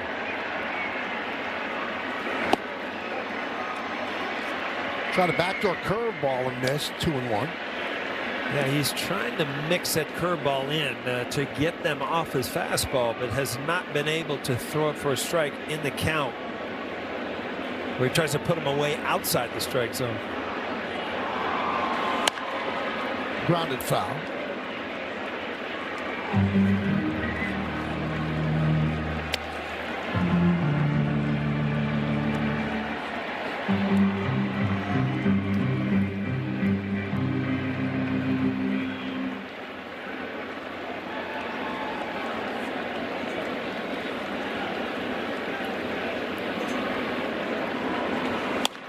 Line drive, it's a base hit over the leaping try of Ben Rice into the corner. That'll score Bailey. Rocchio is going to third. It's an RBI double for Ramirez, and it's a 5-4 Cleveland lead. Well, again, he tried to put him away with a breaking ball, but Ramirez, if you miss, you're going to give up something hard, and this ball just kind of sat up in the strike zone. Curveball, but a lot of bite and a lot of height where he's able to stick with it and just hammer it just out of reach of Ben Rice. This is the first major league game where Cam Schlittler has allowed 5 runs. And it's in his 29th career start, including the playoffs. And that double by Ramirez will be the last batter that he is going to face, as the Yankees will call the bullpen. Brett Hedrick comes in. Schlittler's night is over. Yankees Baseball on Yes is brought to you in part by your local Ford stores, proud to be the official SUV of the Yankees, and by Delta, the official airline of the New York Yankees. Delta, keep climbing. Brent Hedrick, another appearance, 28 games, 6 most appearances in the American League. Yankees bring the infield in on the left side with second and third, 1 out. Jazz Chisholm plays back at second.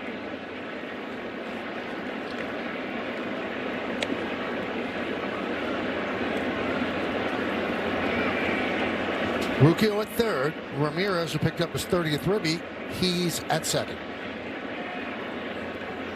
An odd infield. I don't know if I've seen that. You got Rice playing midway. You got Jazz all the way back, and then the left side of the infield in.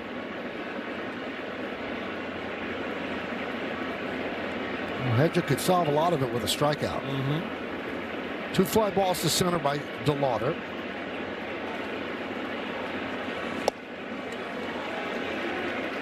One and two.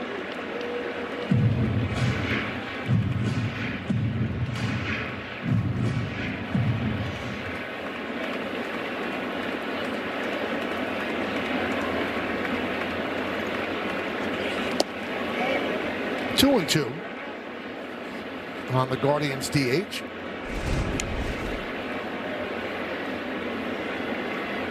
Trying to put him away with that breaking ball down and just kind of tugged it into the dirt. Cleveland 5, New York 4, top of the 5th.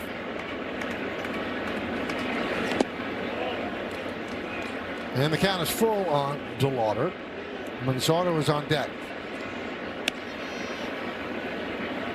And Holderman has been warming for a while, so he might be next in. Yeah, I don't know if you give in here with a fastball. You've got another lefty on deck and Manzardo. You missed with a couple curveballs trying to throw the perfect one. I don't know that you just don't go back to it. And he walked him. So he was ahead in the count, walked him to load the bases. All right, let's close the book on Cam Schlittler. We'll take a look at the pitching decisions presented by Sage. Well, like I said, their situational hitting was very good today. I mean, he had stuff, but it wasn't his usual lightning fastball. He was getting a lot of balls hit instead of balls swing and misses. But you know, what are you going to say? Cam Schlittler has been the American League's best pitcher so far this year. Manzardo swings and misses. Bases loaded, so the infield backs up for the double play. Last time up, Manzardo with a 2-run home run off of Schlittler.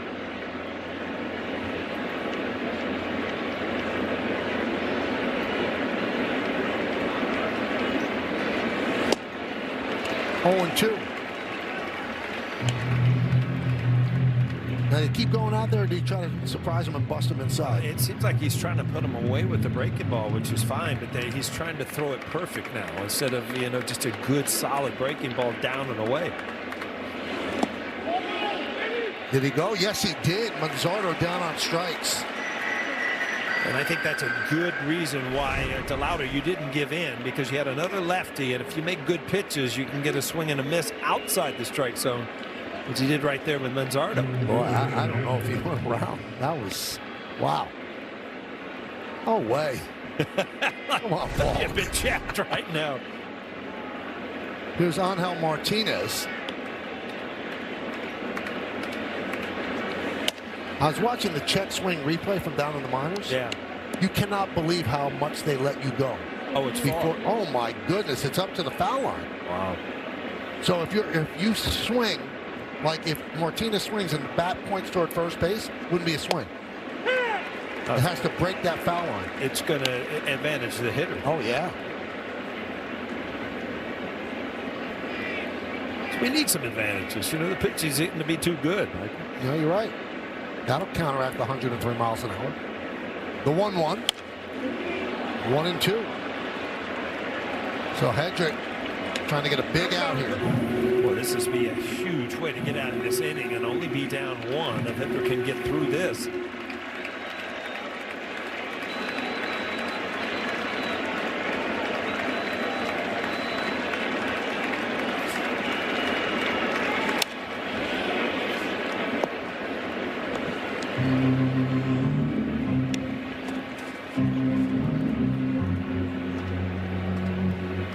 You see that Martinez has seen nothing but fastballs after all breaking balls to the lefties.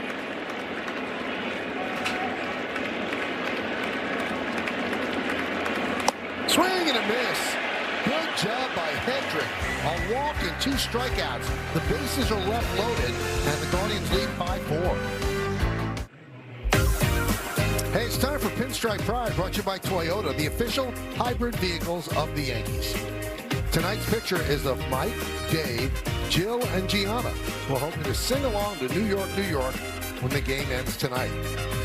Use the hashtag Toyota Pinstripe Pride and mention yes in pictures you post to social media to reflect your love for the Bronx Bombers. We might spotlight you in a future game. Group looked they went to the gift shop before they took their picture, huh?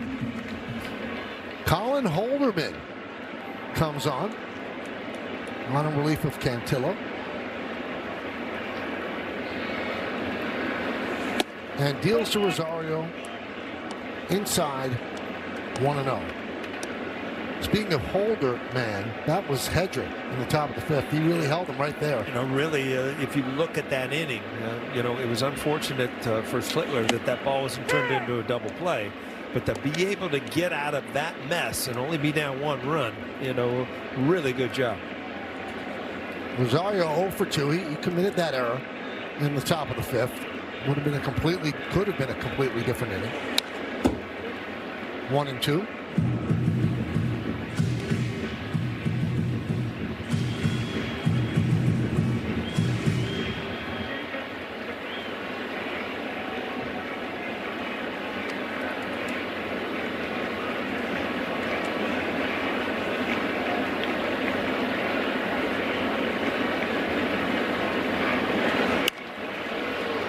Fouled away.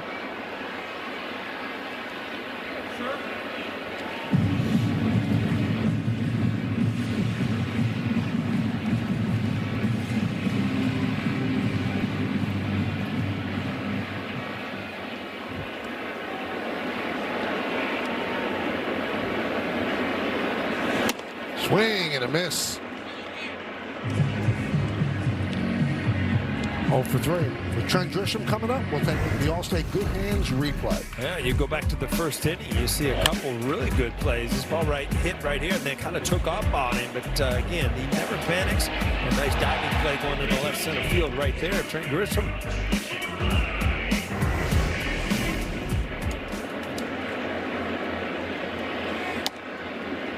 And a strike.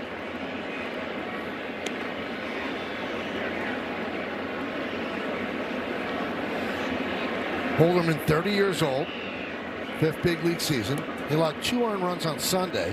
That's more than the one he allowed over his previous 15 games. And Stephen Vogt, the manager of the Guardians, said he has pitched himself into being a leverage guy. 0-2. With the Pirates in 23 and 24, he lived up to his last name. He had 48 holds. That ranked 5th in the majors.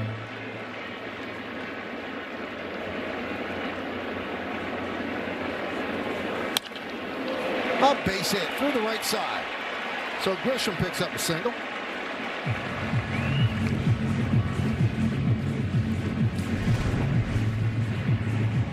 Little breaking ball, but didn't have a lot of bite. Just kind of sits right there. And as a left-handed hitter, we're playing with 2 strikes.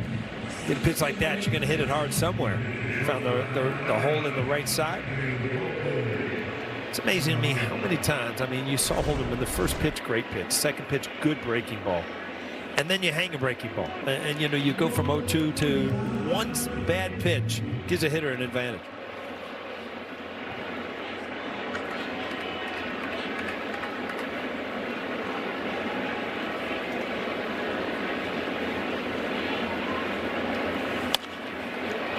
Yankees have out-hit the Guardians 7-5, but Bruno said not a hitting contest, scoring contest. And Cleveland's winning that right now, 5-4, bottom of the 5th. I got you one of these times.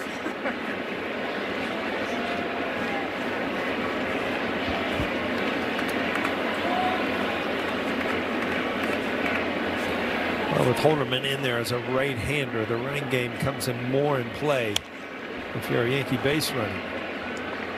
And we talked about Bailey, very good at throwing out runners if he gets a chance. Coming to this game, he's caught 30.6%, above the major league average.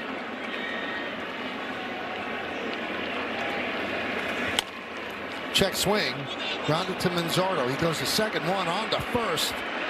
Not in time with Holderman covering. Well, that could have been a big mess right there. Manzardo kind of had his head down and just turned and fired. I mean, this ball easily could have gone in the left field. When you wheel and all of a sudden you kind of bobble, I mean, this literally could have gone anywhere. But a good, solid throw. No way to get Volpe on the way back.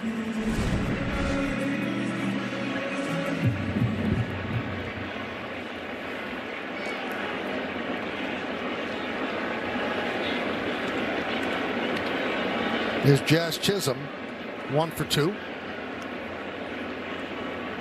Infield single at third base his last time up. Struck out in the second looking.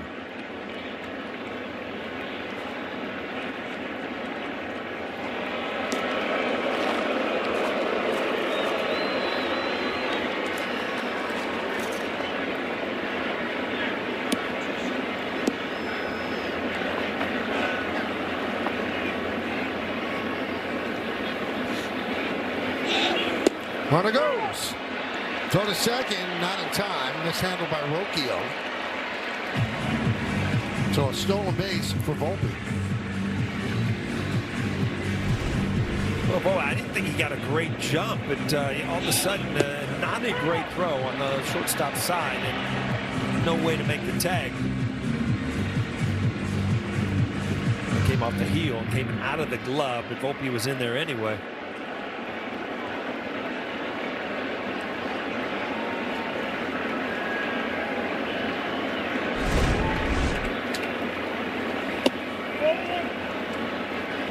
Backdoor breaking ball misses.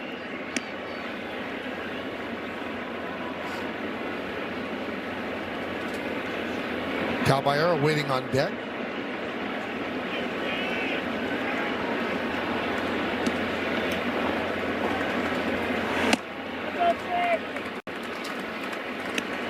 Two and one.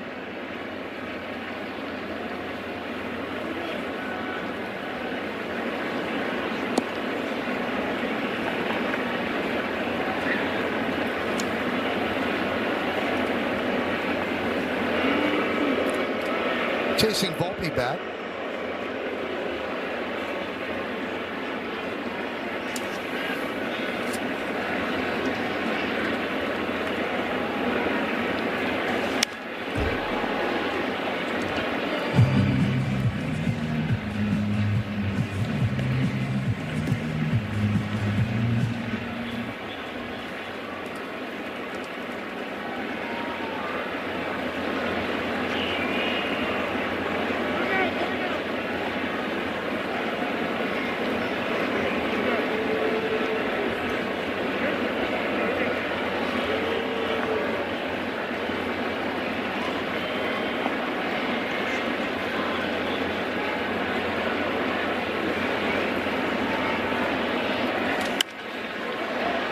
Still 2-2.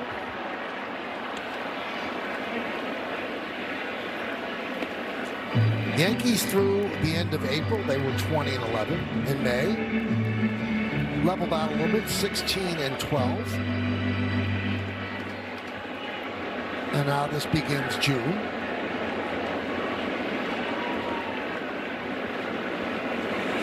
Swing and a miss. Got him. Curveball down and in. No runs a hit. One man left. We go to the 6th inning.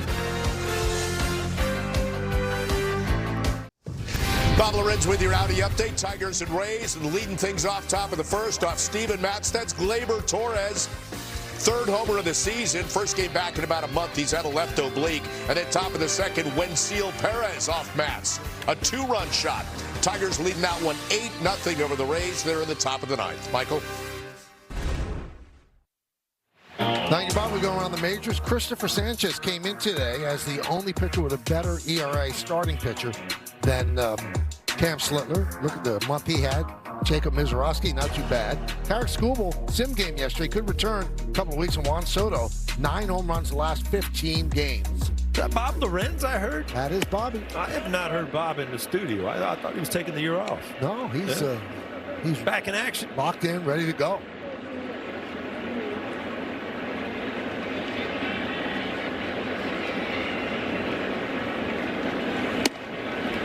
And a strike to Schneiden.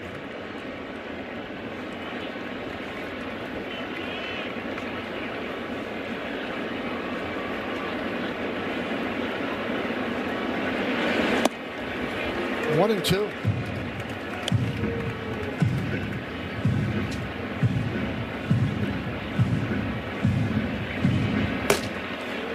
Aaron warming up.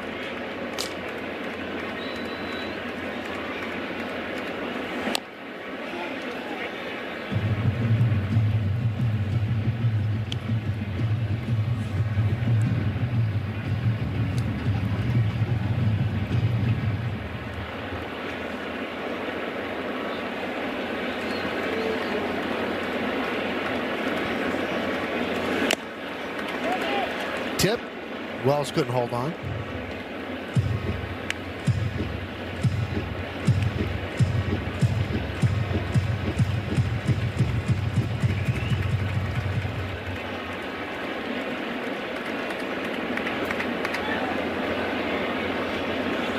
Swing and a miss. Dropped by Wells. Fires to Rice. So it's strikeout. Put out 2-3 strikeouts in a row for Hedrick. Yeah, it's been the breaking ball that has really been an issue for the left-handed hitters especially. It's just a short little slider just going down and away. Good location. Kind of a different way of throwing it. The spin is not kind of as sideways as you pick up as a hitter, so a tough time figuring out what pitch it is.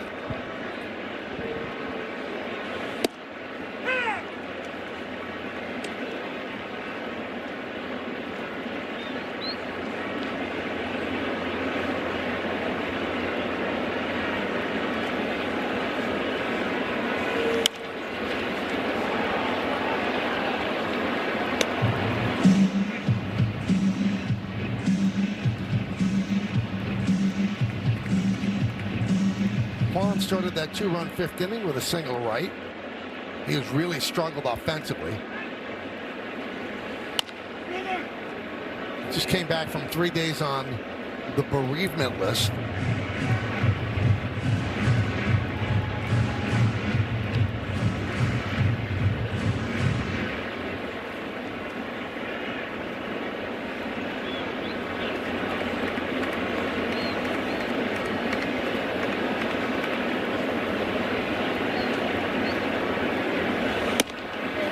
One and two. Quan's always been a tremendous defender. Paul told you about all the Gold Gloves, but his offensive game, not what it once was. Yeah, it doesn't make sense to me. I mean, it doesn't strike out a lot. 9.6% in his career, which is way above the major league average. 21 stolen bases last year. That's way down. You know, he was a borderline 300 hitter for the first couple of years, and then just progressively kind of gone downhill offensively. But when you watch what he does as a player, you really like what he does. You just got to get his bat going again. Rounded up the middle, just misses second base. Volpe's there, and he gets Kwan. Well, this Lou Gehrig Day, join the New York Yankees in the fight against ALS. Visit MLBtogether.com/4ALS to bid on the Yankees' commemorative bat signed by Aaron Judge. Join the fight against ALS today.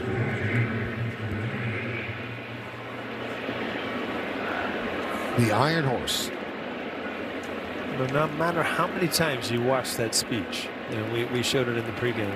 You're just in awe. It's over and over and over again. It never gets old.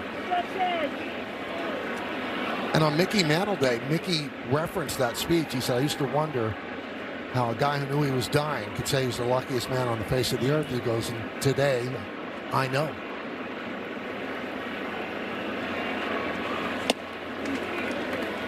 One and one.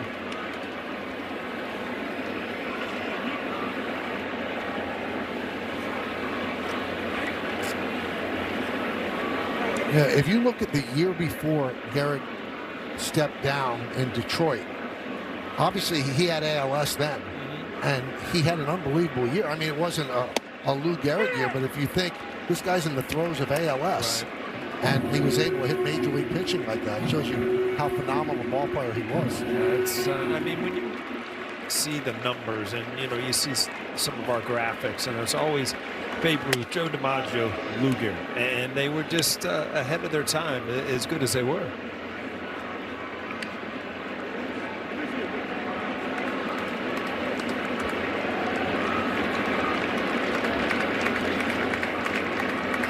Two.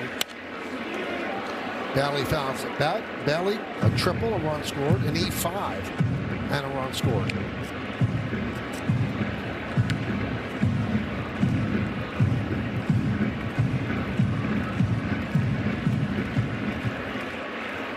Oh, yeah.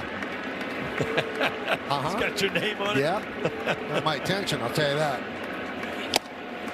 Swing and a tip into the glove of Wells. A strong inning and 2/3 for Brent Hedrick. We go to the bottom of the sixth.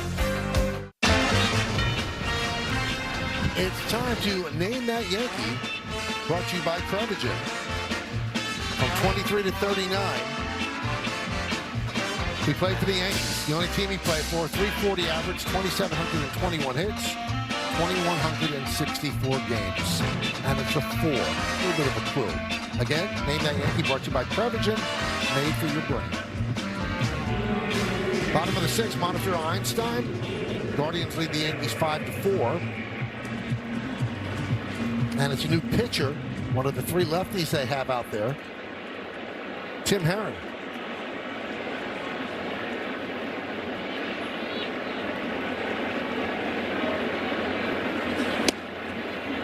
And a strike to Caballero.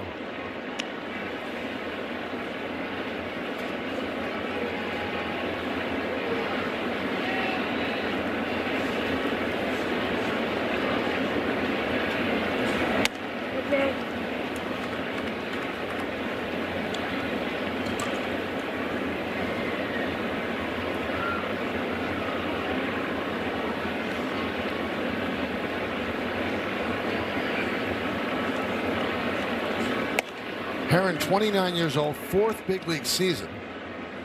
So he opened the season 16-game, 12 2/3 inning scoreless streak. That was snapped on May 12th. In the 9 games since, he has a 9.95 ERA. There's a bunt. It's a foul ball. He thought he had Ramirez back.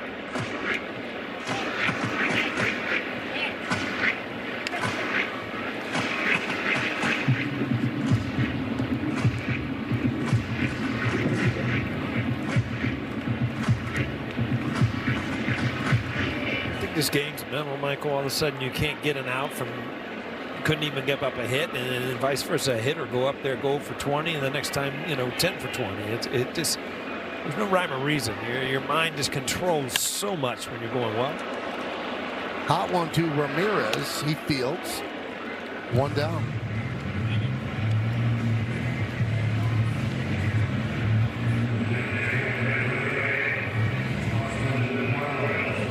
Here's Austin Wells.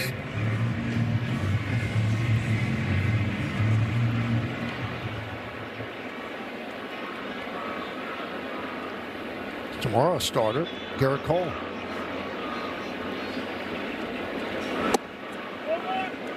You know, you picked up the game notes today, Michael. You see Schlittler tonight, Cole tomorrow, Rodon, and then you walk in the locker room, you see Fried on the burner. It's just like the rotation that you're putting together looks so good for the second half of the season. That guy picked up his first win of the year, Carlos Rodon. 2 really good starts. Coming back from Tommy John surgery for Garrett Cole.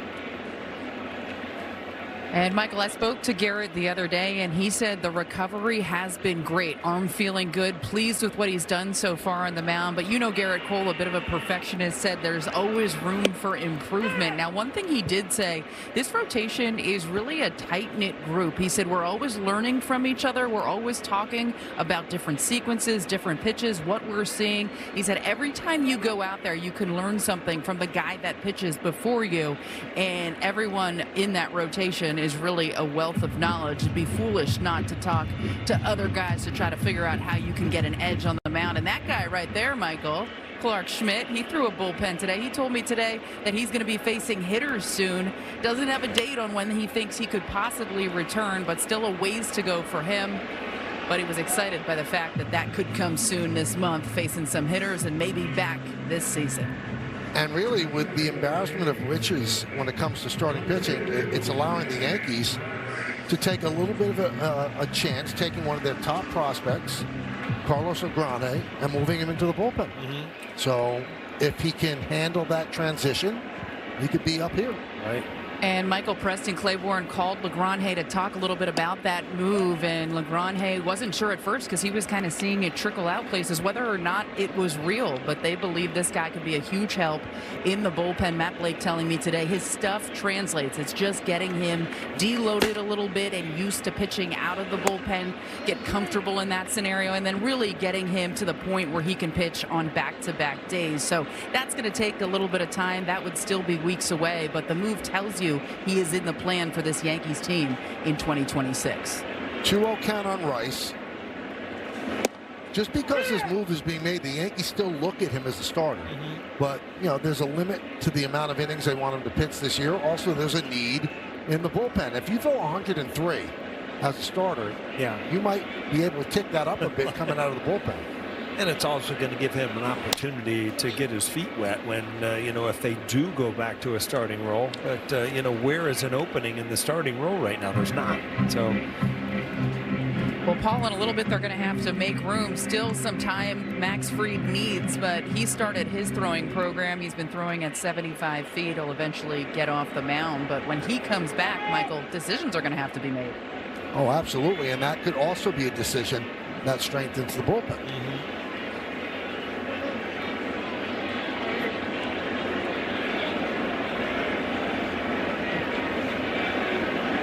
2-2 with 2 outs, bottom of the 6th.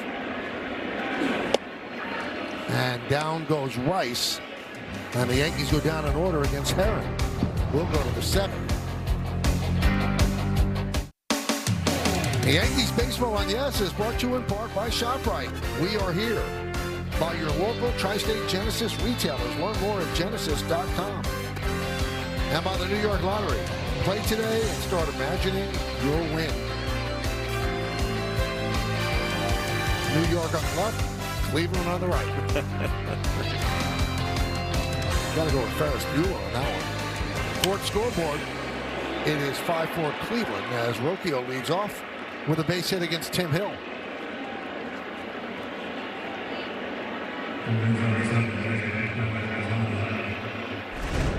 Tim Hill, you come out in the on-deck circle knowing you're going to get a sinker.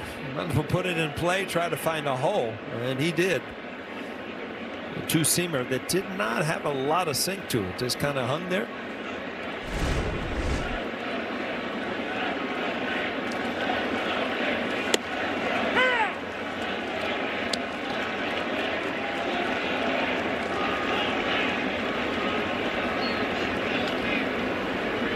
He allowed 4 runs in an inning on Sunday in West Sacramento, Paul, and that jumped his ERA almost 2. And for a reliever, it's hard to get that down. You have to have about 10, 11 scoreless appearances, get that back down. Yeah, he's, I mean, his numbers don't tell the whole story. I mean, he throws strikes, he gets a lot of ground balls. Sometimes they find holes, but a lot of times they don't. Tim Hill, to me, is a guy that you'll continue to go to because you know what you're going to get.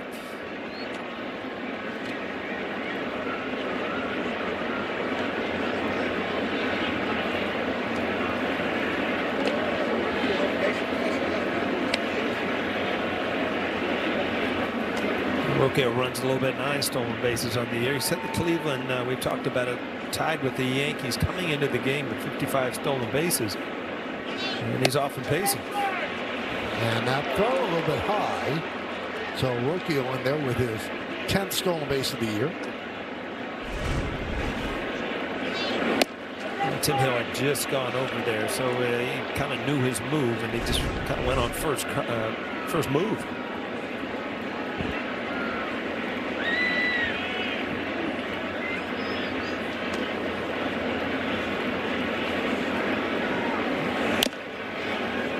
Foul ball off his foot. It was in it. I mean, this is a time as a lefty you don't mind rolling over a ball because you're going to get the a sinker 99% of the time from Tim Hill. If you roll over to the second base, at least you did the job by moving the runner over.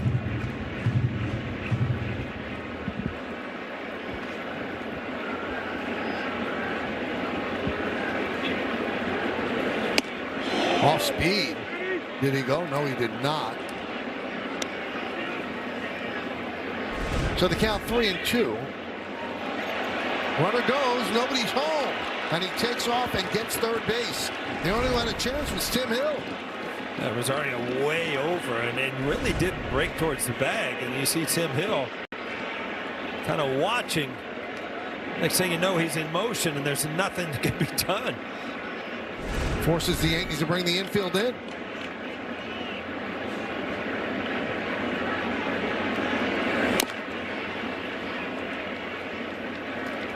Still 3-2.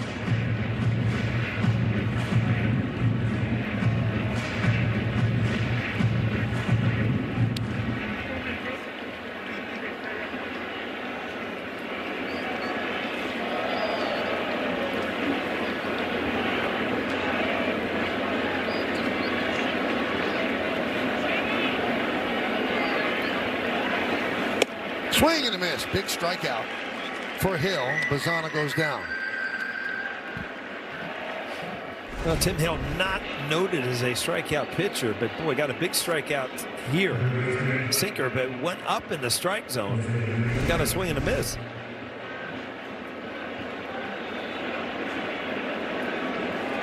Infield remains in. Ramirez. A couple of doubles for him. Detroit has beaten Tampa Bay 8-0.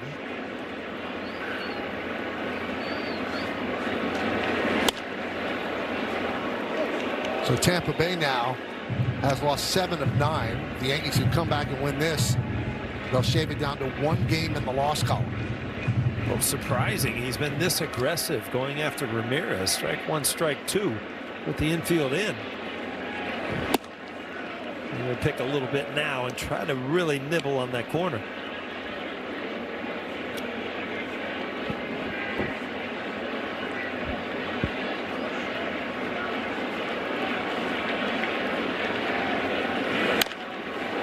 Chop, and it's a fair ball.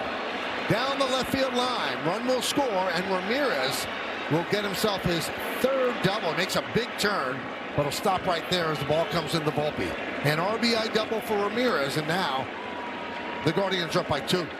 Well, just a chopper, kind of bad luck, trying to get the ball in, but it was out over the plate, but with that sink, he was able to chop it in the dirt over Rosario's head, and it stayed fair for another double.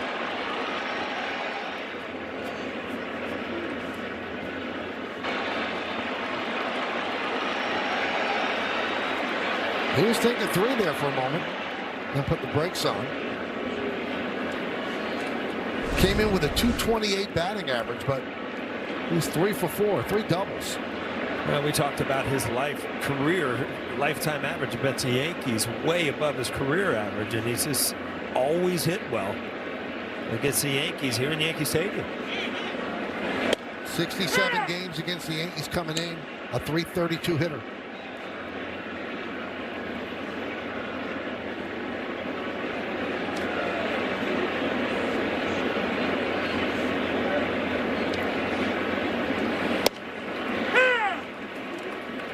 .2 on DeLauder.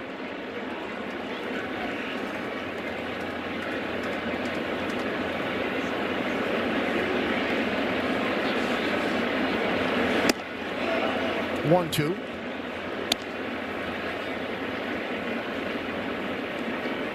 It's his first 3-hit game since May 18th. Last 12 games entering tonight, 178. But he got right against the Yankees.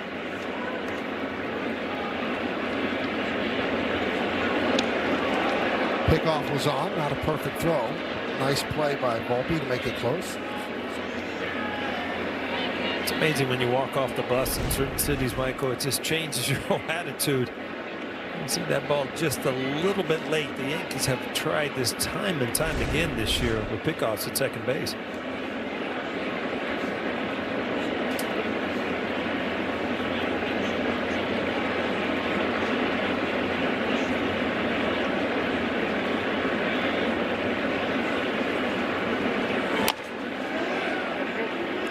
Still 1-2.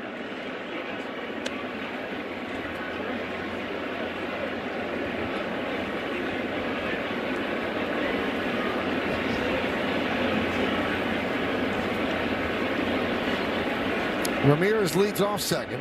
Volpe's trying to check him back. And there goes Ramirez. Ball popped up. He'll have to scramble back. Volpe makes the catch, and Ramirez does get back. Talk about timing. You were thinking that Ramirez wasn't going to get back. He got back in plenty of time. Help America's Heroes. Donate $11 a month and amplify your impact with a car or land donation. Go to t2t.org. And he caught his helmet. He was almost the way to third base, but he knew basically how much time he had to get back. Kyle Manzardo, 1 for 3. The 2-run home run in the 4th off of Schlittler. And there's a strike. 6-4 Guardians, 6-7-0 for Cleveland, 4-7-1 for the Yanks.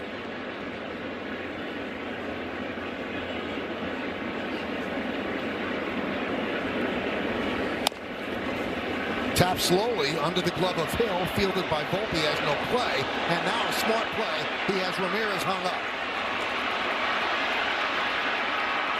So he's in a rundown, gets tagged out. That was a really smart play by Volpe. Yeah, heads-up play by Volpe. You're not going to have any play whatsoever at first base, and you know with Ramirez's speed, it's just a fake, and Ramirez went on it thinking he would score on the throw. Heads-up play by Volpe to save a run. So that's 6-2-5 to get it done. But the Guardians score a run on 3 hits, 1 man left at the end of 6.5. It's time for the 7th-inning stretch. Cleveland Ladies and leads by 2, but we'll stay right here as we honor America. Direct your attention to the area behind home plate as the New York Yankees welcome an honored military guest. United States Army Captain John Arant from Bayshore, New York, who served in Operation Iraqi Freedom and has been awarded both the Purple Heart and the Bronze Star. The Yankees say thank you, John, for your sacrifice and for your service to our nation.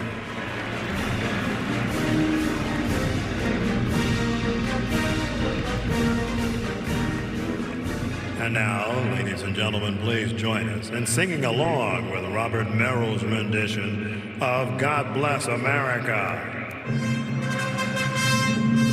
God bless America, land that I love. Stand beside her and guide her through the night with the light from above, from the mountains to the plains, to the ocean.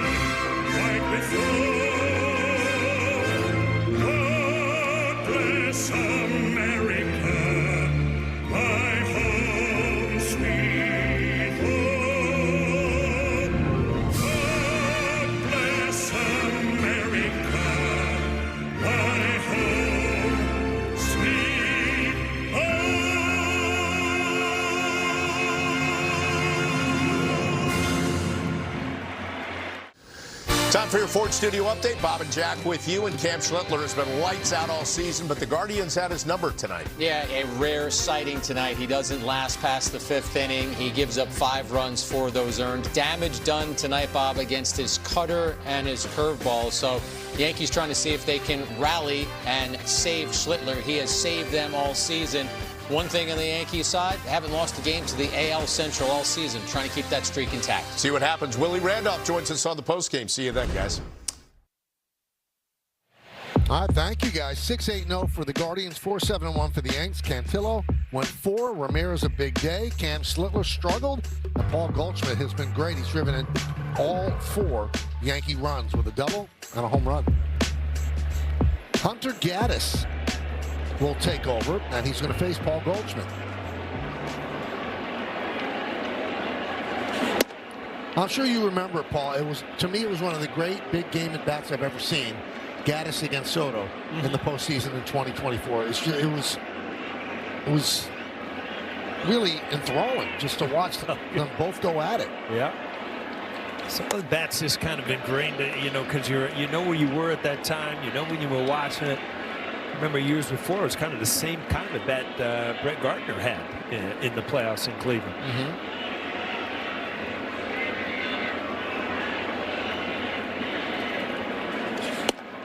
Gaddis outstanding at his job, 2.29 ERA over the previous 2 seasons. This year, he's at 4.40. More walks, and his strikeout rate is way down. But he has made 7 straight scoreless appearances.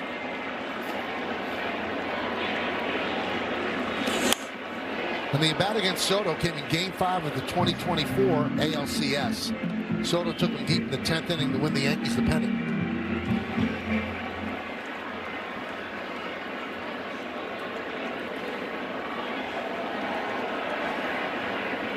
"28 years old, 5th big league season."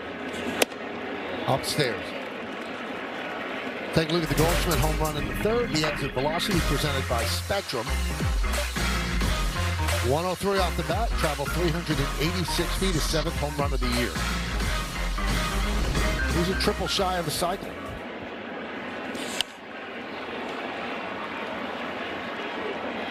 Last Yankee cycle, we tell you this all the time, was Melky Cabrera. It's been a while. Huh?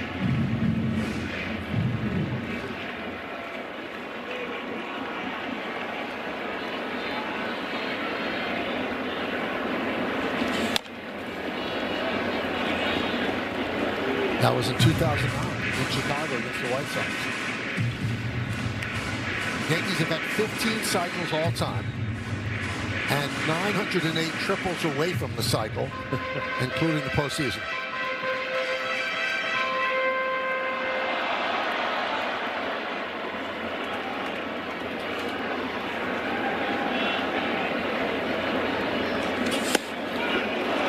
Fastball upstairs, and Goldschmidt swings through, 1 away here in the 7th.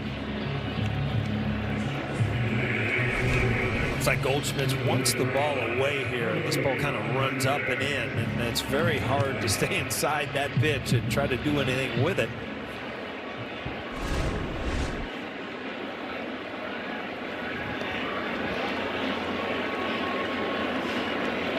There's Bellinger, and a strike.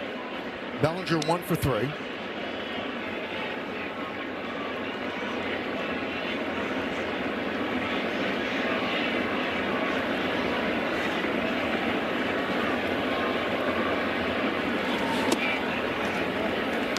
One and one.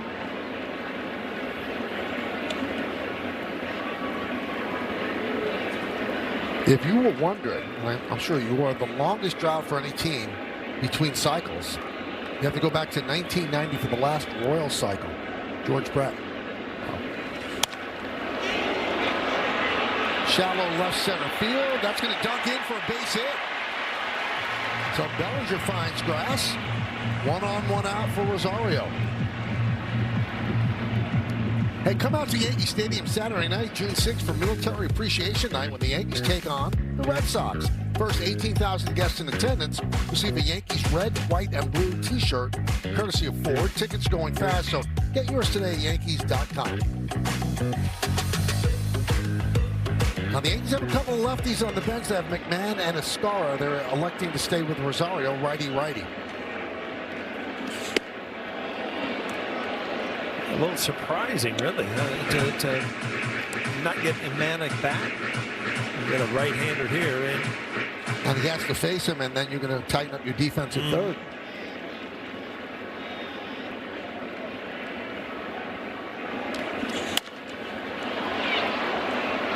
Fouled away. Rosario 0 for 3. He's had a rough night in the field as well with a big error.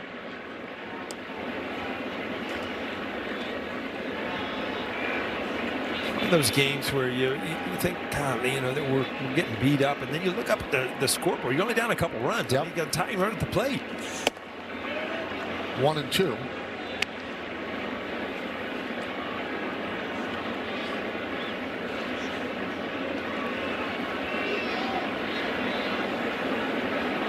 Hits are even at 8. 6-4 Guardians lead.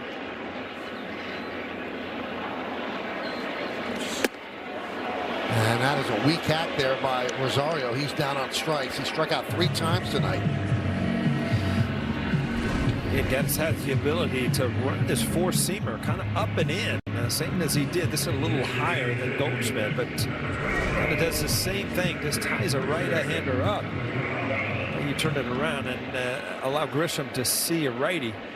An opportunity to tie this game up with one swing.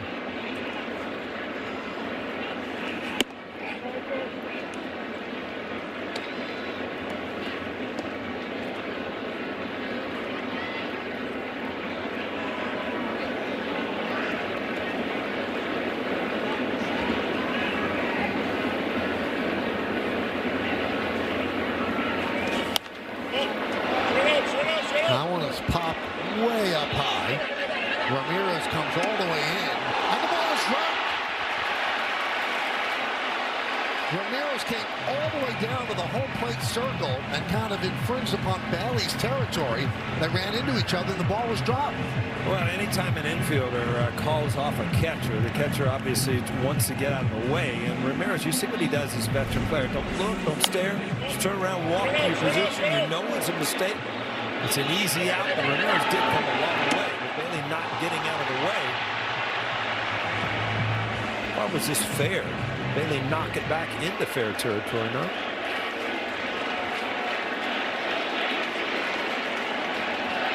See who gets tagged with the error, and it's Bailey. So big at bat here for Volpe. Now, one of the reasons that I'm sure Aaron Boone will give you why he didn't pinch hit McMahon, Geddes is tougher against lefties than he is against righties. Yeah, he's got a good changeup, and that is always effective against lefties. Right-handed batters hit 237. Against Geddes. Lefties hit 217. Those are career numbers.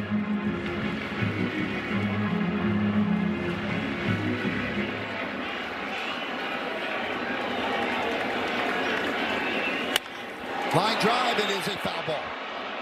Wow, you're 5 feet having a tie game. Grisham probably on his horse with 2 outs.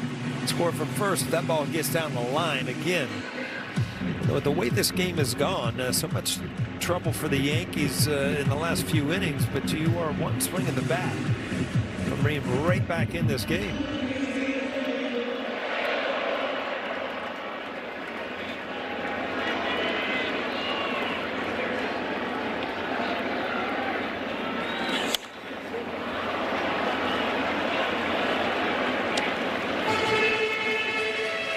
Volpe tonight is 0 for 3. Reached on the fielder's choice and stole second.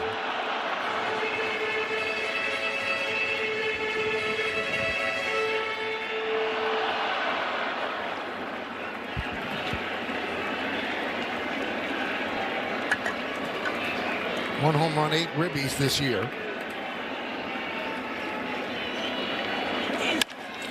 Ground ball, shortstop. Rocchio gets the force at second, and that'll do it. Yankees don't take advantage of the fielding mistake by the Guardians. We go to the 8th. All right, it's time to name that Yankee. I think we all know this one. What numbers career cut short because of ALS. It's Henry Louis Gehrig, the Iron Horse. What a player, what a combination of Ruth and Gehrig. Ruth batting third, Gehrig batting fourth. That's how they got the numbers back then. Well, he was the first number retired, right? All of Major League Baseball, yep. Hyundai scoreboard, 6-4 Guardians. Yankees bring in Camilo Doval. And Martinez takes outside.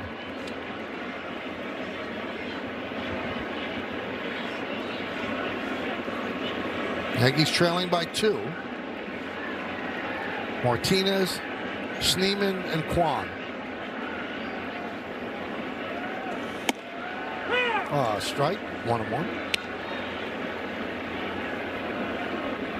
Confused, Mike. First pitch right down the middle ball. That pitch looked like it was up and away strike. Neither of them challenged. They're holding on to that final challenge.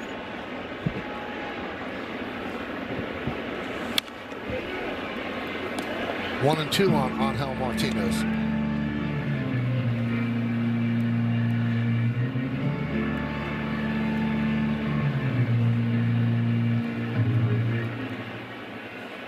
Martinez tonight 0 for 3 with 2 strikeouts.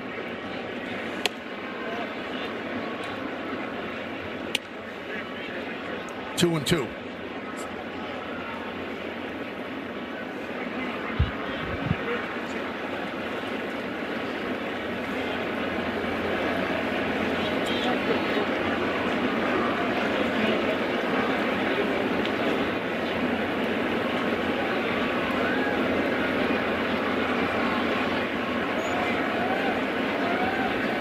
And the pitch.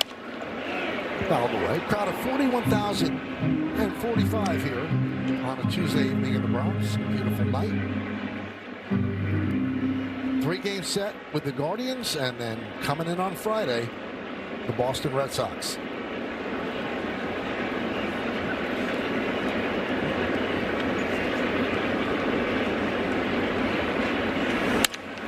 Grounded and through for a base hit. Martinez with a leadoff single here in the 8th. Let's go to the vault and see some highlights of the great Lou Gehrig. I mean, this guy was jacked. And players weren't always like that back then. Before that was a cool thing. Yeah. Out of Colombia to the Yankees to immortality. Grounded foul. 2-time All-Star. Well, 7-time All-Star. 2-time American League MVP. Won the Triple Crown at 34. 363, 49 homers, 165 ribbies. 2,130 consecutive games played. That lasted until Cal Ripken Jr. broke it. 26-32. Grounded first, foul ball.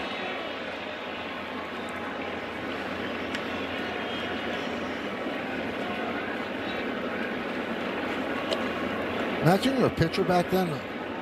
You get Ruth out. Okay, here comes Gehrig. Yeah, well, I was just imagining that Triple Crown year, walking into arbitration with those numbers. 360 with 165 ribbies. Okay.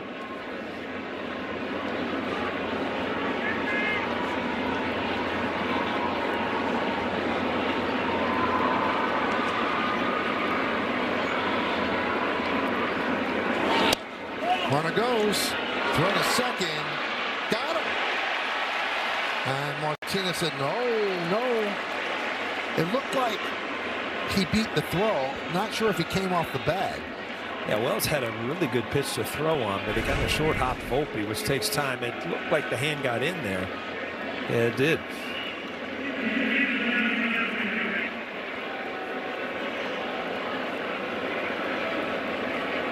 I don't think a hand came off either. It didn't look like it felt good on those fingers. So that glove is supposed to keep those fingers safe, and it looked like it bent when it hit the bag.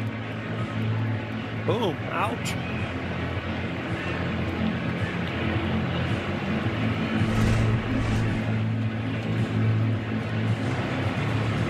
I don't want to jump James John, but that's an awful call. After review, the call's been overturned. The runner is safe. Cleveland retains the 7. That's what replay's about. Yeah. A call like that, because that's just, you could see up here he was out. Yeah. That he was safe, I'm sorry. I mean, it's not even close. The only thing is if the glove came off and it didn't.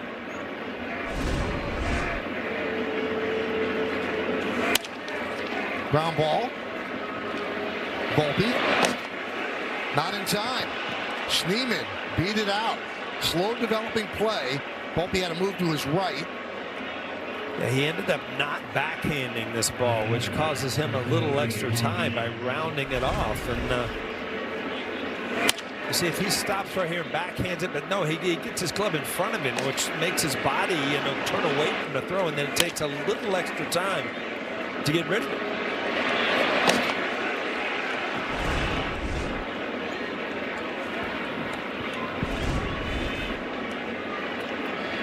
Martinez kind of caught betwixt in between. Does he advance? And decided to scurry back to second. There's Kwan.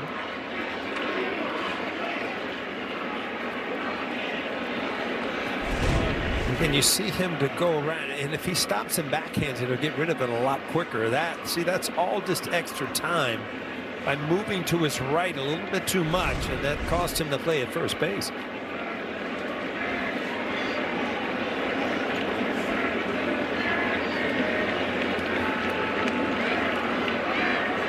Kwan 1 for 3.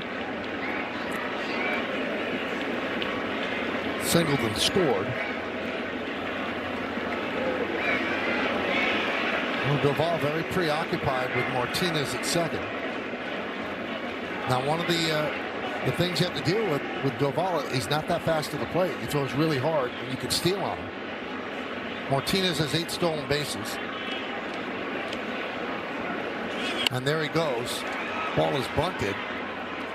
Now, I don't know if a hitter could process all that quickly, but that's a stolen base. Why would you bunt? Just going to say the same thing, Michael. Can you process it that quickly? Absolutely. If you're bunting and you see a guy in motion, sure, you pull the bunt back. Yeah, I mean, the play's right in front of you. You see him running.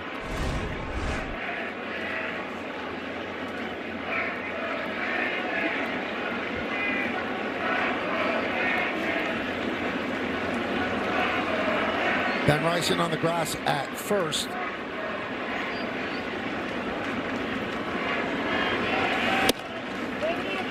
So Doval really trying to slide step there just to quicken it up a little bit, knowing that he's having all kind of trouble from keeping runners from not running on him this year.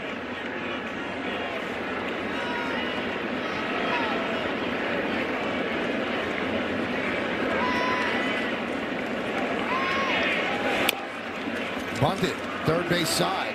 Going to be a tough play to get, and they don't. It's a base hit. Ground ball up the middle, and 2 infield singles, and the bases are loaded, nobody out. Well, a good bunt. I mean, and it's not like it was a drag bunt. I mean, he showed he was going to put it in play, and he just deadened it. Oh, really, no chance.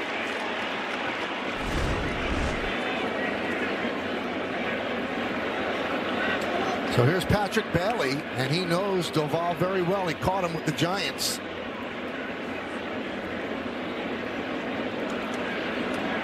So you think that Bailey has the advantage here.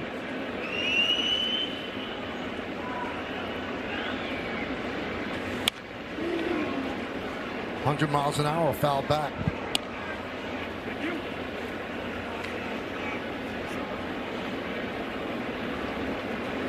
Martinez at third, Schneemann at second, Kwan's at first. Good speed on the bases for the Guardians. Yankees have the infield in.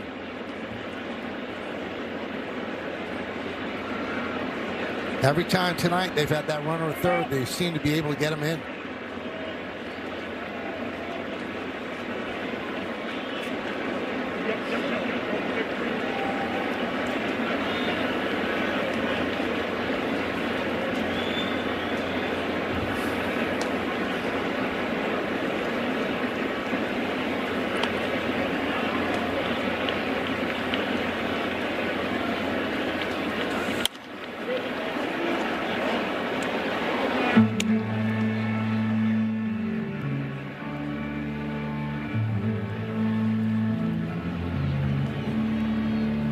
You see those numbers, and it's there's no reason why the Guardians aren't winning this game. 6 for 11, only 4 men left on base in those opportunities. And right now, the ball realizes, I mean, all right, now I've got to change things. I'm 0-2.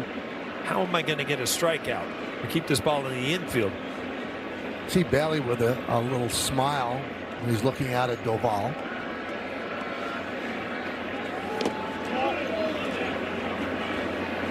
One and two.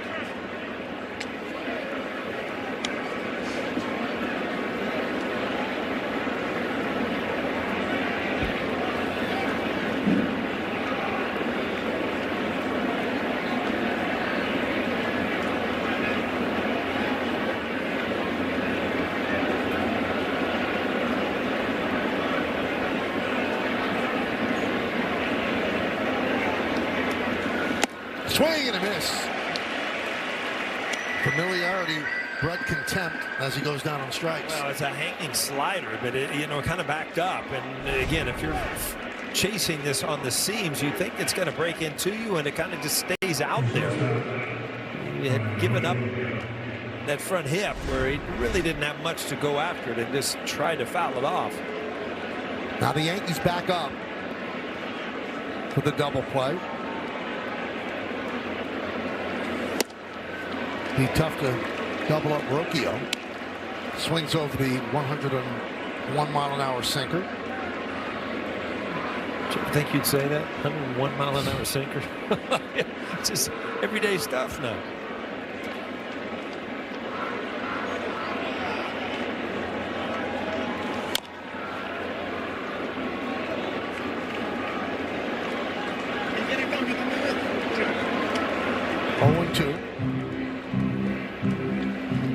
See a little Alex Cora in Rocchio. Yeah, I can see that.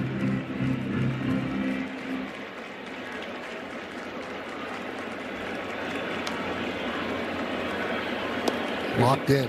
Big bag of popcorn there. Some peanuts. An ad for baseball right there.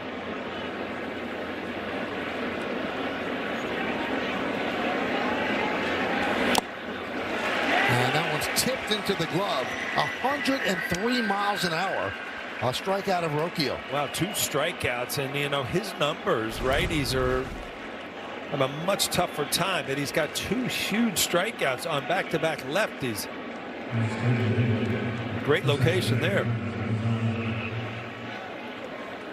103. Wow. So here is Bazana. Chance to get out of this. Time called. 8th inning, 6-4 Guardians, 6-11-1, leading 4-8-1. Each team with 1 ABS challenge remaining.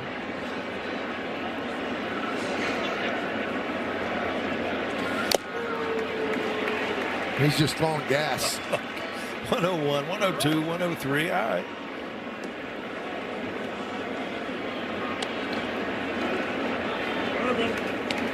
Yep.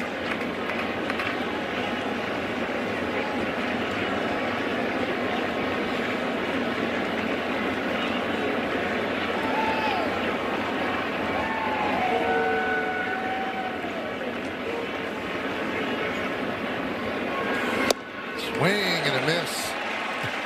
0-2. This could be a triple-digit at bat, Michael. I mean, he's hit over 100 on both pitches. I don't see why you would go to anything else other than that hard sinker right here. Don't mess around. Crowd looking for a strikeout. 102 low.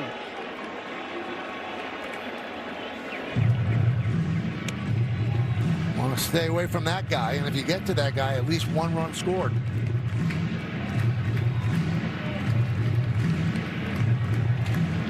Bazana 0 for 3 with a sac fly.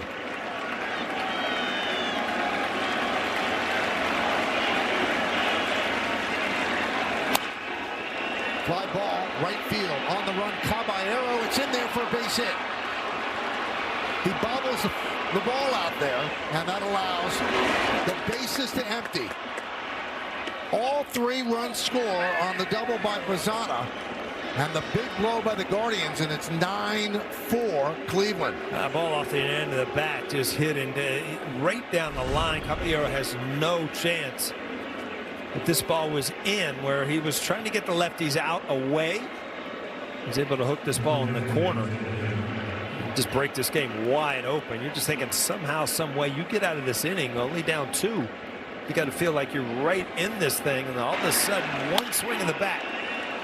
The merry-go-round starts.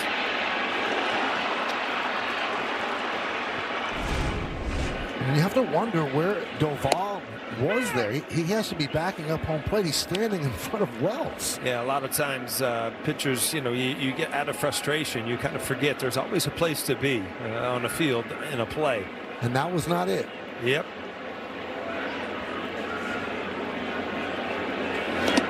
And that one gets away from Wells all the way to the screen as Bazzana moves to third.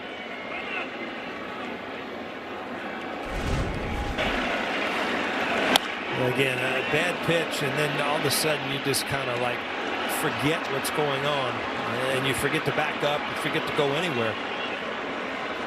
And you just start running circles. Yeah, that's a bad look. And pick it up when it stops rolling.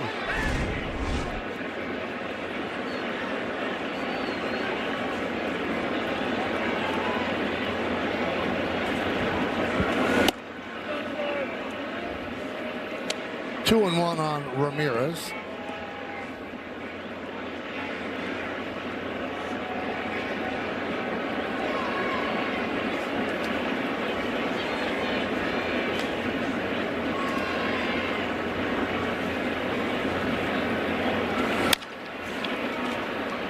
Josh Chisholm fields and gets Ramirez for the final out, but 3 big runs against Doval.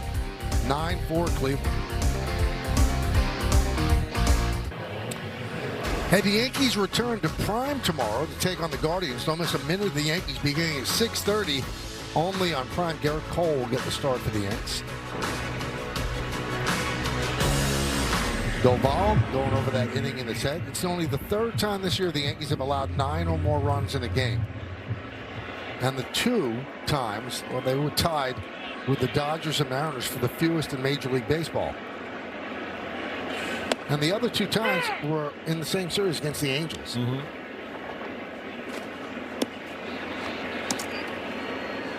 So you see Sean Armstrong takes over. 0-2 on Chisholm. Home Depot working on a win pitching matchup. We told you Cole is getting a start against Gavin Williams. And Gavin Williams, one of his idols, is Garrett Cole. And he was trying to meet him today. I don't know if that meeting took place. They're both represented by Scott Boras, but a lot of people have told him he looks like him. And they'll go up against each other tomorrow.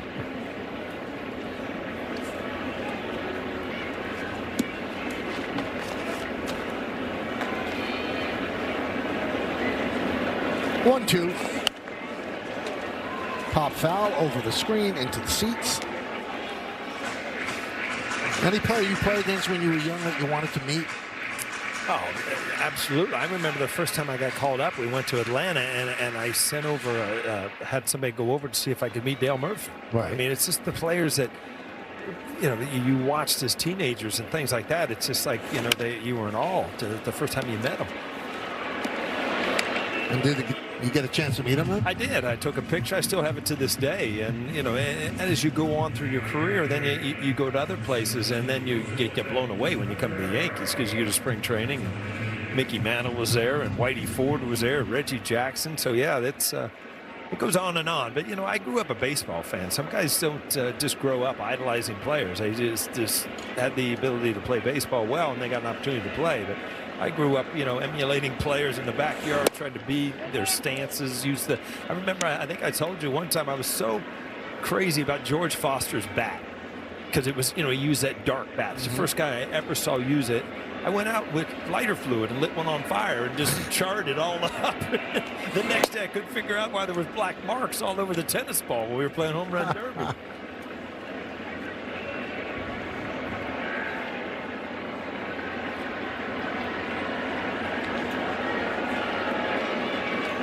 One. Grounded third base, backhanded by Ramirez. The long throw.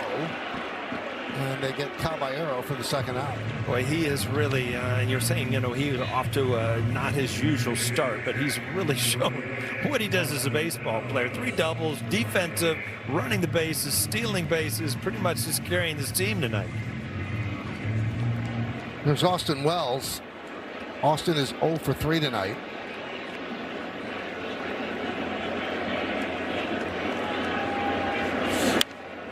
Foul back.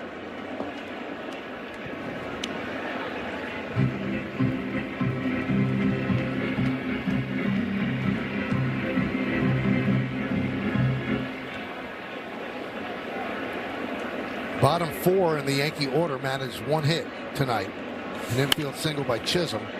They also worked a walk. That was it. So they're not getting much from the bottom. And when you take a Judge out of the lineup, all of a sudden it becomes a shorter lineup. It's not as long. Yeah, I was thinking of that earlier when the Yankees were only down 2, and you're thinking, you're one swing of the bat away from tying it up, and then all of a sudden it's a reminder, Aaron Judge's not in the lineup tonight. And if you joined us late, Aaron Boone said it could be a day or 2, it could be a little longer than that, but they think it's not going to be something really long. And down goes Wells, and the Yankees go down in order. We'll go to the 9th.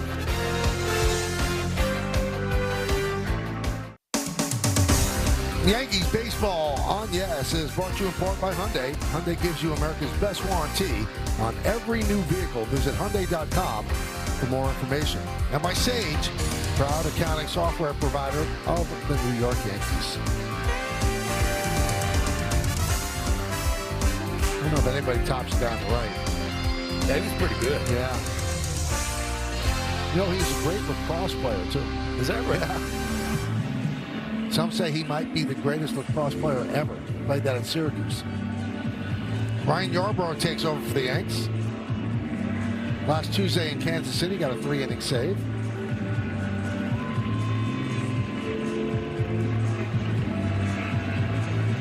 And he gets... This frustrates you to no end, doesn't it, Mike? I just don't understand how it's not done before. Let's check out the bullpen budget brought to you by Citizens. Make sense of your money with Citizens. Yesterday was the day off, so everybody is good to go. They've already used Hedrick, Hill, Duvall, and now Yarbrough.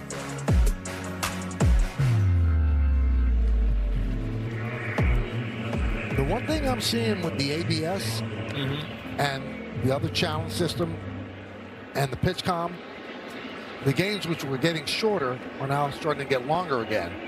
Not to the extent that they were, but you can see innings being put or minutes being put on the games that we didn't see in the last couple of years.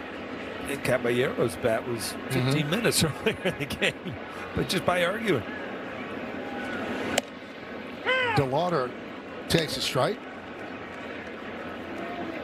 And also what you're seeing with the ABS, Paul, is you're seeing a lot more walks because pitchers have to throw the ball over that 17 inches of the plate. It's just amazing to me, and believe me, I was a hitter, that pitchers do not want to throw strikes. They just really don't, and that's the cool thing about Schlittler and Cole and Free. I mean, they throw strikes, they get out. I was talking with John Smoltz yesterday, and I said, would Greg Maddux have been Greg Maddux with the ABS? And he said, yeah, he said, because there's only 2 challenges. He said if it was ABS on every single pitch, that might be a different story. He said, but you have 2 challenges. He goes, Maddux would have figured it out.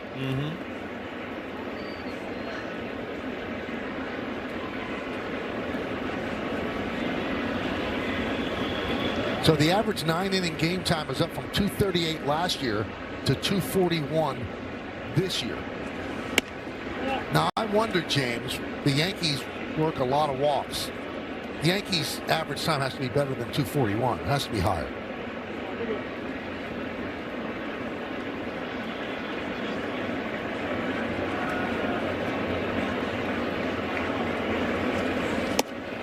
Swing and a miss. DeLauder down on strikes. Tonight on Yes, host Gracie Cashman sits down with New York Giants great Otis Anderson for a deep dive into the numbers that defined his career. Watch a new episode of The Story of My Number presented by the New York Lottery tonight following Yankees coverage on Yes and the Gotham Sports app. So a 9-inning game time last year, Paul, was 238 around baseball. Yankee games this year are at 248.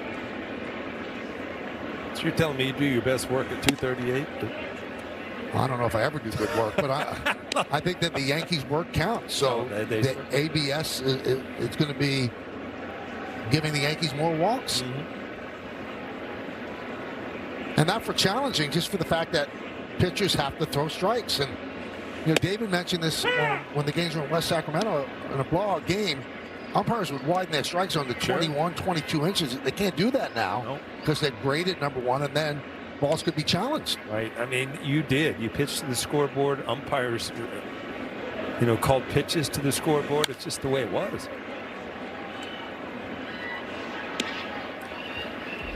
Now, Manzardo had a home run in the fourth. We'll take a look at it on StatCast 3D by Google Cloud. 96.6 off the bat, 367 feet. So it wasn't crushed per se, but he got enough of it. Right in on the hands and foul back. I gotta wonder if it used to be, and it's not anymore, where it was kind of the 5-run unwritten rule where you wouldn't steal, you wouldn't swing 3-0, things like that. If the challenge will even come into play there, if you're beating somebody up, you don't challenge, you don't do things like this to show people up. Just missed. 2-2.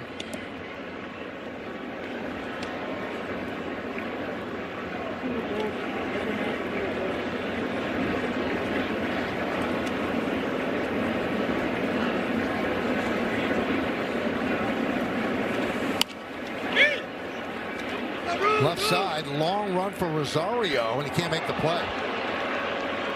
Couldn't get there. Tried a basket catch, but just short-armed it and couldn't haul it in. Well, I think he had more room than he thought he had. You see him taking a look at the wall there, and then all of a sudden kind of looking. He had plenty of room. When you take your eye off the baseball, a lot of times it doesn't end up in the glove. -6 defensive run saves since last season. That's the 12th worst among Major League third basemen.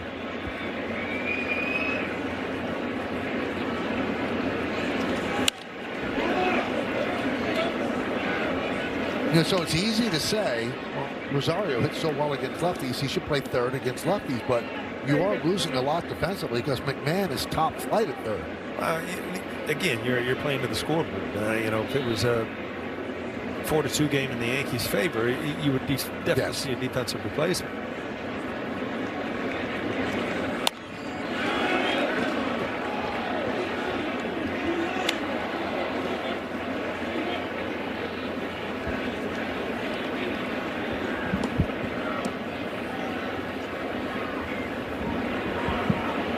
Hits for Cleveland, 8 hits for the Yanks.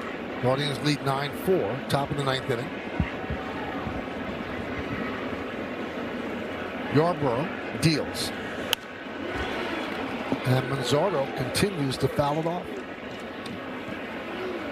Manzardo is 2 for 4. Single, home run, 2 strikeouts.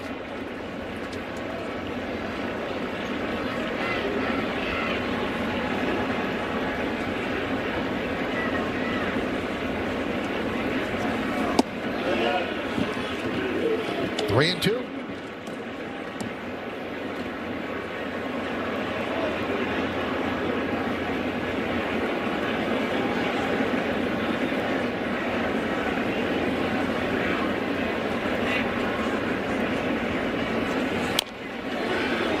Long at bat.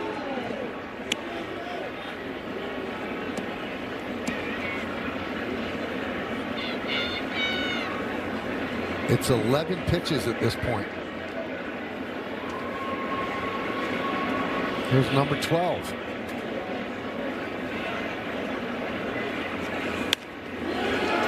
And there's more. Bonus pitches here for you, Michael.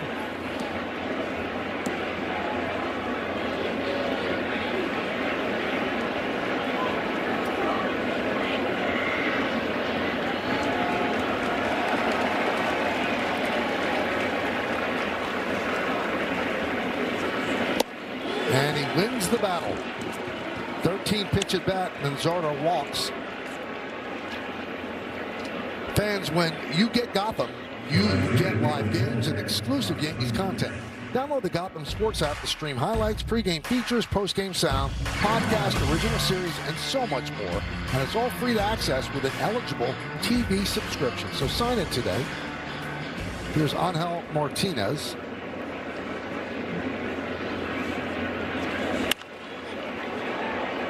Fly ball down the left field line, foul.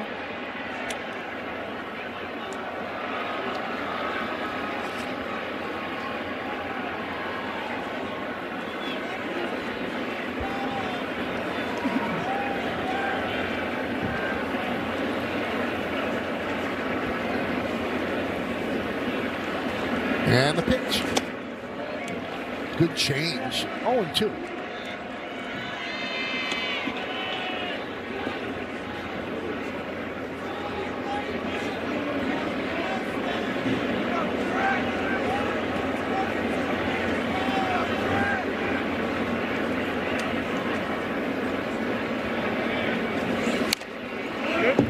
Fouled off.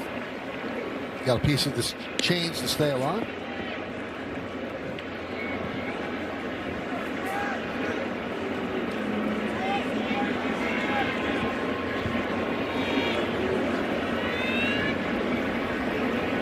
Hanging in there.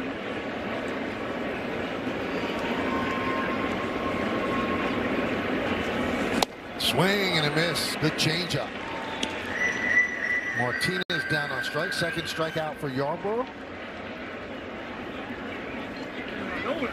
Now the 13-pitch walk by Manzardo, longest plate appearance of his career, and it ties the longest of Yarborough's career.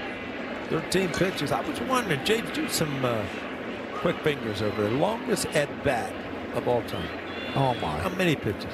That's just unfair. Well, you got the whole bottom of the ninth. I'll throw it out there. Schneemann takes a strike. It's mid-20s, huh? You think it could be that much?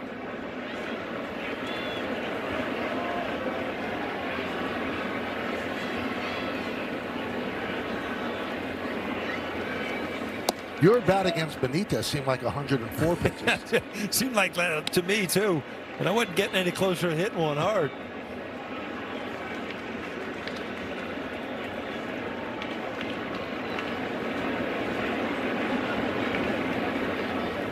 The 1-1. 2-1.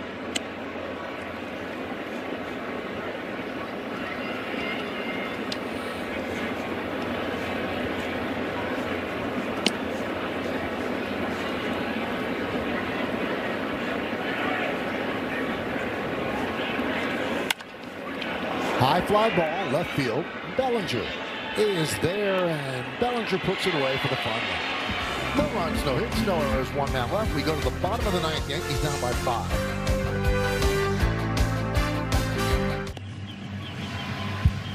Well, fans, stay tuned for tonight's WB Mason Yankees postgame as Bob Lorenz, Jack Curry, and Willie Randolph are in the studio with highlights and analysis. Meredith Marakovitz gets player interviews in the clubhouse, and we'll hear from Aaron Boone on the manager's report. It's all coming up next on Yes and the Gotham Sports app. Well, James found out to an extent because pitch tracking only goes back to 1988. So since 1988, the longest at bat pitch-wise is 21. Brandon Belt of San Francisco against Jaime Barria of the Angels. That was in 2018 and ended in a fly out to right as the second batter of the game. 21 pitches on the second batter. You like that? Ben Rice swings at the first pitch from Matt Festa and skies out to Schneemann. One away here in the bottom of the ninth.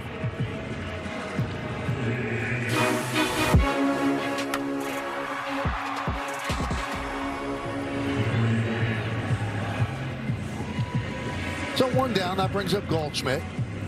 Cantillo started, Holderman, Perrin, Gaddis, Armstrong, and now Festa. 3 for 4 Goldschmidt is. And a strike. Doubled in the first, 2-run home run in the third, 2-run single in the fourth. They finally retired him in the seventh. A strikeout against Gaddis. That one is hit toward right field and slices foul into the seats.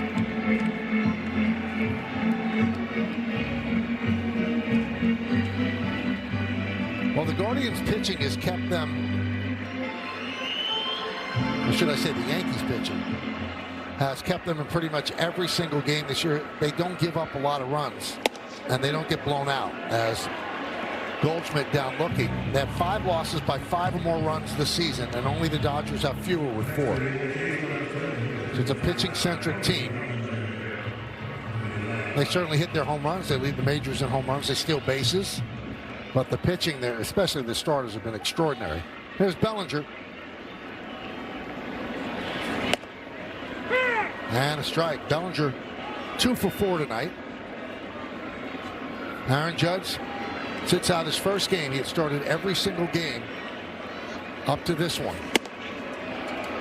0-2. And the Yankees hope it's a very short stay on the bench. But they're not going to rush Judge because he's so valuable to this team.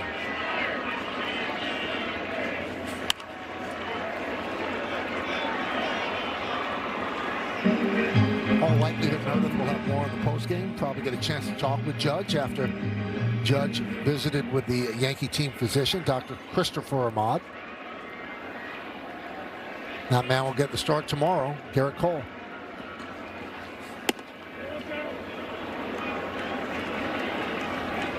1-2 on Bellinger. 9-4 Guardians.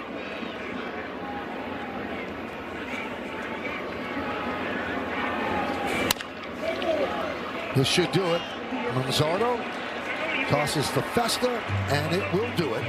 As the Guardians take the first game of this 3-game set, they beat the Yankees by a score of 9-4. And the odd part about this game is that you didn't see a lights-out Cam Schlitter. Yeah, he wasn't at his best, but, you know, he did keep him in the game. The one double play really that was not turned hurt him, but, you know, I'll take him any day on the mound. He's had that type of year. So better days to come. The Yankees need to bounce back tomorrow with Garrett Cole on the mound. All right, so the Guardians get it done, especially that guy with 3 doubles. We'll come back with more in just a moment. Guardians 9, Yankees 4. All right, time for the game-changing drive of the game, brought to you by Audi and the all-new Audi Q3. Well, Kyle Manzardo in the top of the 4th, trying to get a guy in from 3rd. He got him in. He got himself in, too. With his 6th home run of the year. Game-changing drive. All right, see the player of the game is when we come back. Fans filing out of Yankee Stadium. Yankees lose this one 9-4 on this Tuesday evening. Time to find out the Chevy player of the game, Paul. Well, he's a good one. Jose Ramirez. We've seen this for years after years against the Yankees. He did it all tonight. Stole bases, scored runs, drove in runs, 3 doubles on the night. Jose Ramirez. He had come in struggling too, but struggling no more. The Guardians beat the Yankees, and it took unmanageable 3 hours and 14 minutes. Holderman with the win. Schlittler, his 3rd loss. Ramirez 3 for 5. Schlittler lasted 1 out into the 5th. Coming up on the Yes Network, stay tuned for the W.B. Mason postgame show with Bob Lorenz, Jack Curry, and Willie Randolph. Special thanks to producer Troy Benjamin, director Dan Barr, Mike Webb, and the executive producer is Jared Ames Boschnack. Join us again tomorrow as the Yankees and Guardians continue this 3-game set in the Bronx. Coverage begins at 6 p.m. on Yes, and pregame coverage begins at 6:30 p.m. on Prime, with first pitch coming shortly after 7. Once again, the final score, the Guardians 9 and the Yankees 4. For Paul O'Neill and Meredith Morakovitz, I'm Michael Kay saying see ya from Yankee Stadium in the Bronx, New York. Now let's go to Bob Lorenz, Jack Curry, and Willie Randolph, standing by in our Yes Network studios with the post-game show. Guys?